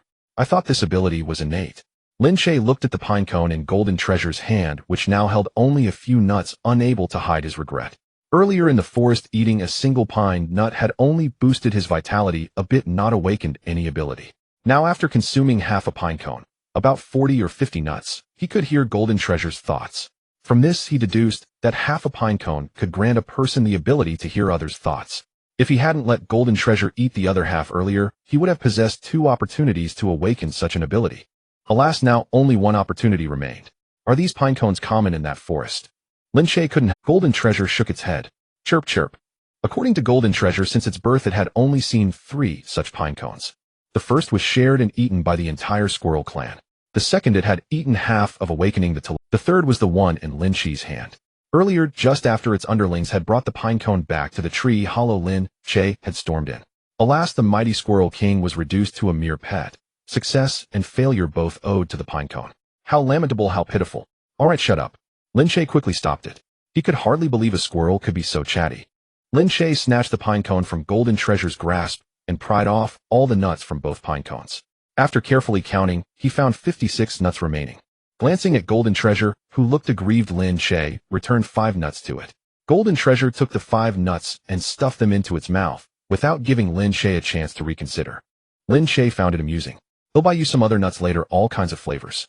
Don't act like you've never seen the world. These 51 nuts. They should be enough to awaken the telepathy ability. I must preserve them for future. His tone turned serious. So don't get any ideas about these nuts, understand? Golden Treasure naturally understood, even without words. Its telepathy allowed it to grasp everything. It nodded somewhat reluctantly. Chirp, chirp. Its meaning was roughly that it needed compensation, various delicious nuts, generous compensation. No problem. Lin Che shook his head with a smile and walked out the door.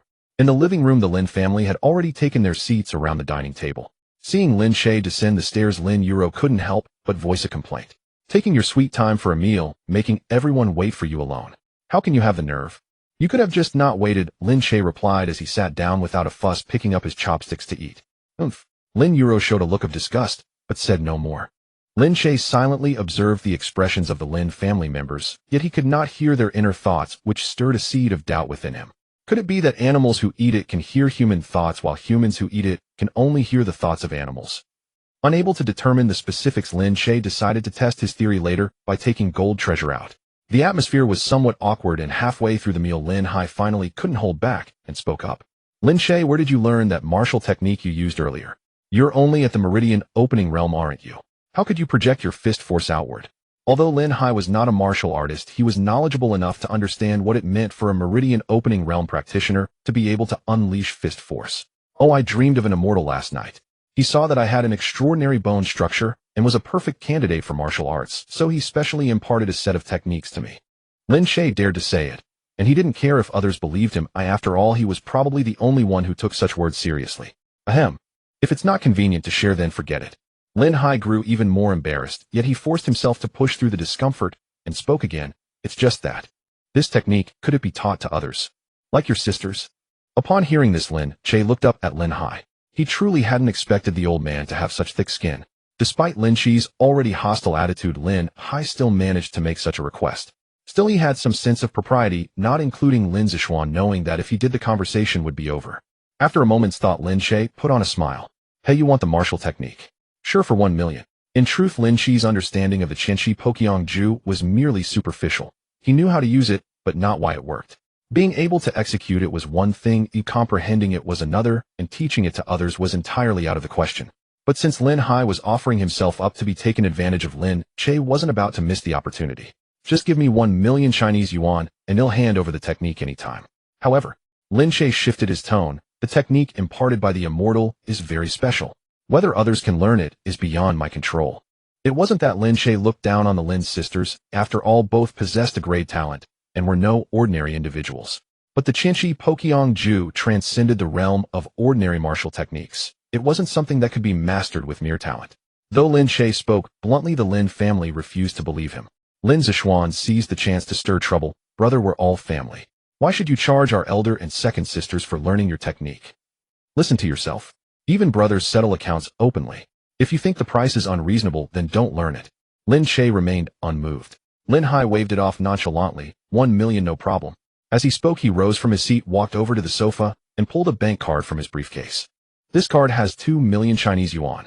1 million is for purchasing the technique. The other million is for you to personally tutor Wanting and Euro for a month. Lin Che cursed inwardly, thinking he had set the price too low. He should have asked for 10 million. But since the words were already spoken, he had no intention of going back on them, and smoothly took the card. No problem. Starting tomorrow, he'll personally guide both sisters. In his view, whether it was a month, a year, or even a decade, others might never master a martial technique like the Qianxi Pokyong Ju. If not for the dream teaching from Xingtian, he himself wouldn't have been able to master it so smoothly. After the meal, Lin Che left the villa with the bank card, heading toward the nearby market. After the apocalypse day, every aspect of daily life, clothing, food, shelter, and transportation, had been affected. With the population dwindling, the value of clothing and housing had dropped, and leaving the city had become a privilege. Conversely, the price of food had been hit hard. Initially, with the wilderness overrun by mutated creatures, food was scarce. It wasn't until recent years, when human martial artists grew strong enough to protect their domains, that food prices began to ease slightly. Lin Che could rely on hunting mutants and exchanging their crystals for Chinese yuan, yet he remained perpetually poor simply because food was exorbitantly expensive. However, now that he had 2 million Chinese yuan in hand, at least in the short term, food would no longer be a problem. Entering the market, Lin Che selected over a dozen types of nuts, including walnuts, almonds, pine nuts, sunflower seeds, and cashews. He bought 10 kilograms of each, ensuring Gold Treasure would have a feast. After all, one should spoil their own pet. At the checkout, the staff asked if Lin Che needed delivery, but they watched in amazement as he effortlessly lifted over 100 kilograms of food and walked briskly away. Spending tens of thousands of Chinese yuan in one go stung a little. But then he remembered that the 2 million was practically found money, and his heart eased. That night, after Gold Treasure had eaten its fill, it followed Lin Che out of the villa to wander around. Lin Che wanted to confirm his hypothesis. He could hear Gold Treasure's thoughts, but not those of the Lin family. Meanwhile, Gold Treasure could hear everyone's thoughts. What was the difference? By now, wild animals had become a rare sight in the city, because the probability of animals mutating was too high. In the months following the apocalypse day, all wild animals in Xinhai City had been either killed or driven away. Confirming his theory might take some effort. As he walked, a crucial question struck Lin Che. Can you usually hear the thoughts of other squirrels? Chirp, chirp. Gold Treasure looked puzzled. According to Gold Treasure, squirrels could communicate normally among themselves. Why would they need to read minds? Lin Che had almost forgotten that the information conveyed by animal calls was inherently limited. There was no such thing as deception. So when squirrels communicated, they simply expressed what was on their minds. Let me rephrase, aside from understanding human thoughts, can you also hear the thoughts of other animals? You don't need to chirp it, just think it, and you'll know. Lin Che immediately stopped Gold Treasure, who was about to launch into a lengthy explanation. You don't know? You've never communicated with other animals. Alright, looks like we'll have to rely on luck. After tireless efforts from Lin Che and Gold Treasure, they finally spotted a stray cat rummaging through a trash can in the early hours of the morning. Seeing a human approach, the cat panicked and turned to flee. Meow, meow, meow. Forced into a corner, Lin Che could only mimic a cat's call. The stray cat then ran even faster. However, Lin Che had proven one thing: he could hear the thoughts of other animals. Because as the stray cat fled, it kept thinking, scared meow. Scared meow. Scared meow. Lin Che heard it crystal clear. Chirp, chirp. Gold Treasure indicated that it could hear it too. Combining the two observations, Lin Che reached a conclusion: the golden pinecone could indeed awaken telepathy in both humans and animals. However, this telepathy only allowed one to hear the thoughts of other species, strictly limited to other species, not one's own. A squirrel that ate it could hear the thoughts of all animals except squirrels, including humans. A human who ate it could hear the thoughts of all animals, but not other humans. Thus, while Lin Che couldn't hear human thoughts, he could hear Gold Treasures. And Gold Treasure could hear human thoughts, acting like an external eavesdropping device. Combined, as long as Lin Che kept Gold Treasure by his side, he effectively possessed the ability to secretly listen to others' thoughts. Moreover, only through the collaboration of Lin Che and Gold Treasure could this ability be maximized. In that sense, this power might as well be called undercover with Gold Treasure as Lin Che's informant. Initially, Lin Che was contemplating whether to sell the remaining pine nuts at a high price. However, upon discerning their specific utility, he swiftly changed his mind. Perhaps he could cultivate a pet to add an informant to his side. Let's go, time to head home and sleep, Lin Che said, proudly returning to the Lin family with the golden treasure. The next day, a shocking piece of news rapidly spread throughout the school. The trial area for Class 1 of martial arts had unexpectedly revealed a new spatial rift. This news was like a bombshell, causing a tremendous uproar within the academy. After the day of revelations, spatial rifts began to appear in various locations around the world. These rifts contained various temporal interactions, leading to all sorts of bizarre events. Whether it was past events or future occurrences, anything could happen. Moreover, within these spatial rifts, there would also be various powerful mutated beings. Of course, danger also represented opportunity, making the rifts immensely attractive to martial artists eager to enhance their strength. Lin Che was no exception in this regard. However, as a principal, students were not allowed to enter the spatial rifts before graduation. Unless certain students reached the innate realm before graduation and were capable of standing on their own. Otherwise, rashly entering would undoubtedly be a matter of life and death. Thankfully, we evacuated in time, otherwise we might not have returned. Who would disagree? The spatial rift appeared suddenly without any warning. Once I advance to the master realm, I must go in and see what it's all about. With your attitude towards cultivation, you might not have many opportunities. After I become a master, I'll investigate and inform you of the details. What do you mean I can't do it? You can. You're quite humorous. What's wrong? Not convinced. Do you want to spar at the training ground? Will you have to bring it to school every day, eh? Chu Yao's voice suddenly reached Lin Che's ears. Of course, I not only have to bring it to school, I'll take it with me for meals, sleep, and even to the bathroom. Lin Che casually replied, while stroking the golden treasure at his feet. Who asked you about the bathroom? Chu Yao frowned. The school prohibits pets. What if someone reports you? That wouldn't be very reasonable. What if I awaken a beast master ability? Lin Che said seriously. Chu Yao paused slightly. That seems somewhat reasonable, but if you really had a beast master ability, you probably wouldn't choose a mutated squirrel, right? What's wrong with squirrels? They can be quite powerful. Lin Che thought to himself that if she knew about this guy's abilities, she would definitely be left dumbfounded. During the lunch break, Bai Yining found Lin Che and asked him to visit the principal's office. Thus, Lin Che carried the golden treasure and followed Bai Yining toward the school office building. The principal wants to see you. It may be related to the martial arts technique you used earlier, so consider how to respond. Bai Yining lowered her voice to ensure only Lin Che could hear. The principal of Xinhai City's martial arts academy is named Xiao Changtian, a latest-stage innate realm martial artist. As a martial arts master, Xiao Changtian is quite a prominent figure in the entire Xinhai. Normally, students like Lin Che would only have the chance to meet him during the entrance ceremony or the school-wide competitions. Lin Che, having transferred and later had not attended the entrance ceremony. Thus, this was also Lin Che's first encounter with the legendary martial arts master. However, the reason for the meeting left Lin Che feeling rather helpless. First it was the Lin family, and now it was the school principal. He wondered who else might come in the future. Truly, a common man is innocent, yet possessing something precious invites trouble. If Lin Che had not been recognized back to the Lin family, and remained just an orphan, revealing the broken sky technique would likely put his life in jeopardy. It seems the only way to truly master his destiny is to quickly enhance his strength. Thank you, senior sister. I will be cautious, Lin Che nodded in response. Just as deceiving as before, Lin Che could easily tell the Lin family that the techniques were imparted by an immortal in a dream, and they would have no way to counter him. However, before the innate realm principle, he at least needed to fabricate a plausible reason. In this day and age, speaking the truth is hardly credible, which is indeed frustrating. Bai Yining glanced at the squirrel in Lin Che's hands, but ultimately chose not to say much. The two arrived at the door of the principal's office, and Bai Yining knocked. "Come in." A voice with a strong presence came from within the office. Bai Yining pushed the door open, and Lin Che followed closely behind. "Principal Lin Che has arrived." Upon hearing this, the middle-aged man behind the desk slowly raised his head and examined Lin Che. Xiao Changtian wore a training outfit, his gaze piercing. "Student Lin indeed has an extraordinary aura." "You flatter me, Principal." Lin Che replied with a calm expression respectfully. "Ha, young people should understand humility, but one cannot be overly modest." Xiao Changtian nodded, and then looked at Bai Yining. "Teacher Bai, you can go about your business. I'll have a private chat with Student Lin." "All right, I'll take my leave now." Bai Yining glanced at Lin Che, turned, and exited the office, gently closing the door behind her. "Make yourself comfortable, there's no need to be formal." Xiao Changtian gestured for Lin Che to sit on the sofa nearby, and Lin Che complied. "I heard that Student Lin performed exceptionally well in this outdoor trial, particularly managing to stand his ground during the beast tide. It was quite a feat." Lin Che quickly waved his hands. "It was just luck, it doesn't count as a feat. Principal is overestimating me."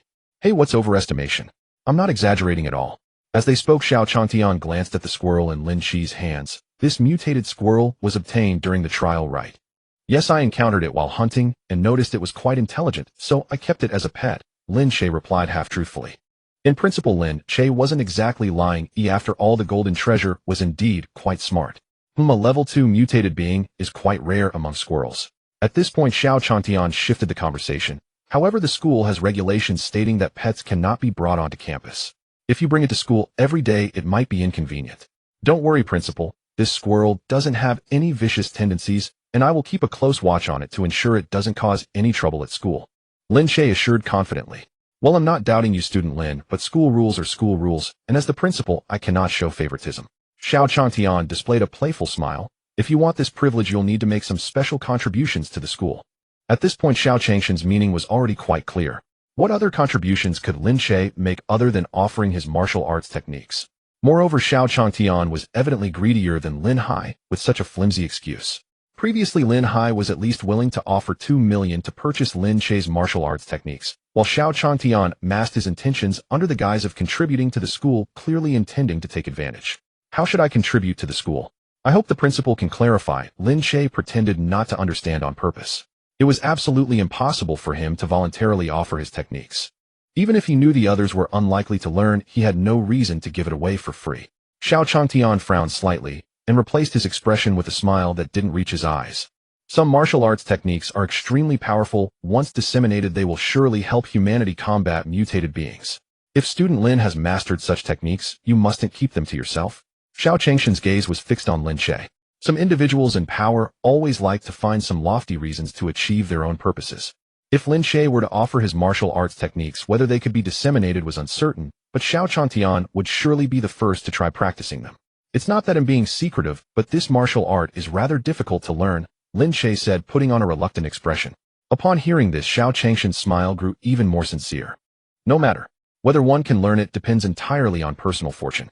The school merely provides the opportunity to learn." Circumstances were stronger than individuals. Even though Lin Che outwardly had the Lin family as his backing, he could not openly defy a grandmaster. At this moment, Xiao Changshan's smile was just like the fangs the mutant had bared at Lin Che 3 years ago. In truth, this kind of martial art only holds an advantage before the Xiantian realm. Once one becomes a Xiantian martial artist, learning these becomes somewhat useless. Lin Che spoke evasively, neither refusing nor directly agreeing. A hedgehog and an old fox constantly probing each other, wearing down the other's patience. Stones from other hills can polish jade. Some trivial details may play a decisive role at critical moments. Xiao Changtian tapped his fingers lightly on the table. As his fingers fell continuously, Lin Che's heart rate began to be disrupted. Moreover, mastering an additional martial art can do no harm to anyone. "What do you think, Student Lin?" Xiao Changshan's hand movements suddenly stopped, and Lin Che's breath caught in his throat. Qi and blood reversed within him, his face flushing red. Fortunately, Lin Che had already falsified his cultivation level, and Xiao Changtian only took him for a Tongxiao realm cultivator, not pressing too hard. Otherwise, the methods of a latest-stage Xiantian martial artist were not something Lin Che, a mid-stage Tuifan realm cultivator, could withstand. Caught off guard, he would inevitably be injured. The principle is naturally not wrong, but I need appropriate compensation. Lin Che's gaze was resolute, at the very least a high-level guidance technique in exchange. Otherwise I'm afraid I cannot comply. Xiao Changshan's eyes narrowed slightly, a hint of doubt flashing across them before turning to understanding. Earlier, seeing Lin Che unwilling to comply, he had intended to teach him a lesson.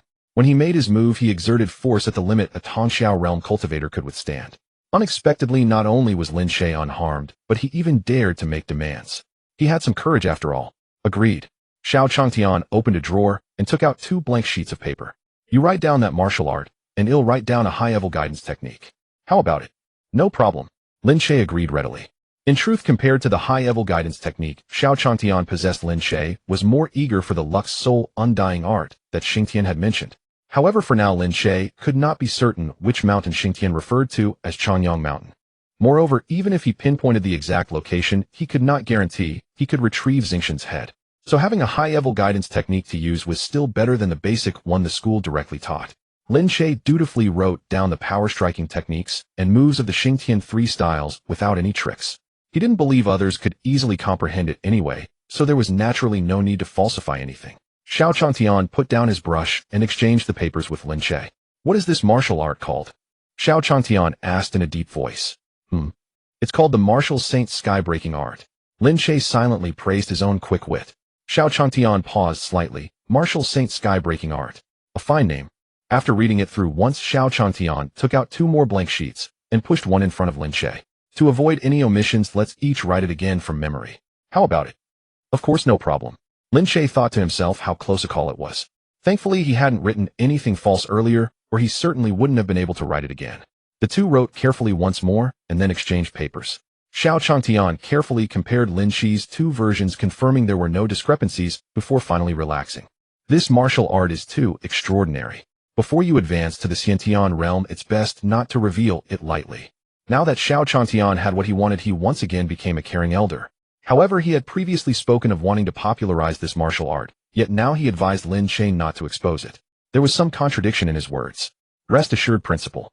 I will not easily show this martial art in public in the future. Lin Che had been keeping it hidden well enough. If not for the beast tide, he would never have revealed it. Go to your classes now. Xiao Changtian issued a dismissal order. Very well. I won't disturb you any longer, Principal. Lin Che stood up, picked up Huang Jin Bao, and immediately walked toward the door. Oh, and one more thing. The guidance technique I passed to you must not be casually passed on either. Xiao Changtian added another remark. Understood, Principal. Please rest assured. Lin Che said, then opened the door and left. After exiting the office building, Huang Jin Bao began to express dissatisfaction. Gigi Gugu. I know. He'll be careful these days. If he really makes a move. Lin Che clenched his fist silently. As a latest-stage Xiantian powerhouse, Xiao Changshan's true chi depth was far beyond Lin Che's. If he attempted to cultivate the so-called martial saint sky-breaking art and gain no improvement from it, he would likely suspect Lin Che. At that time, if he used other methods, Lin Che didn't know if he could handle them. Moreover, this was the more optimistic. What if Xiao Changtian actually gained some insight from the Xingtian 3 styles? He would be even more likely to kill Lin Che outright. A martial art that allowed a Tongxiao realm cultivator to unleash a chi blade transcending realm limitations would drive anyone mad.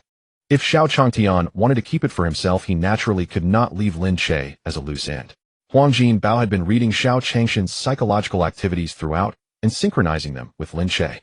This allowed Lin Che to successfully play the role of an ordinary student with some cunning, but not outstanding in front of Xiao Changtian, temporarily dodging disaster.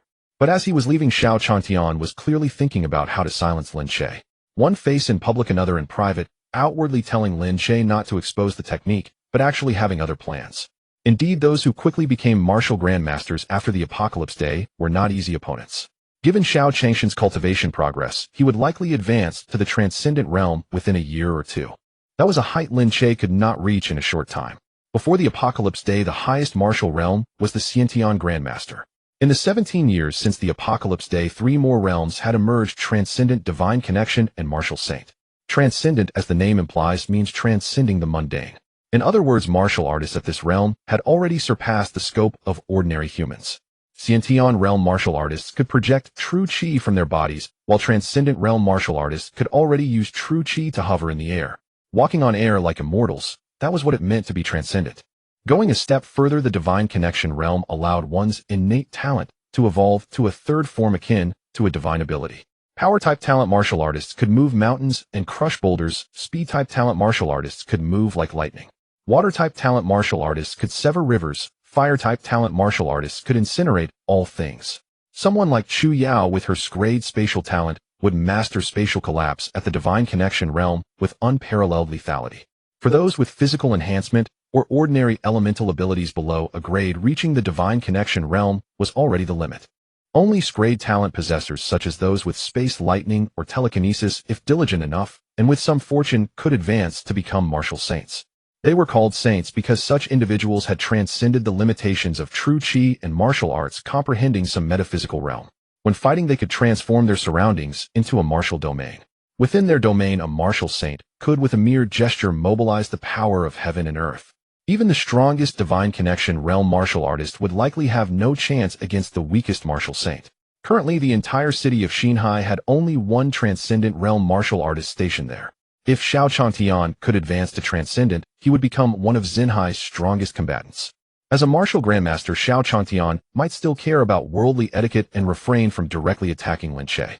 But once he advanced to the transcendent realm, he would surely act with even less restraint.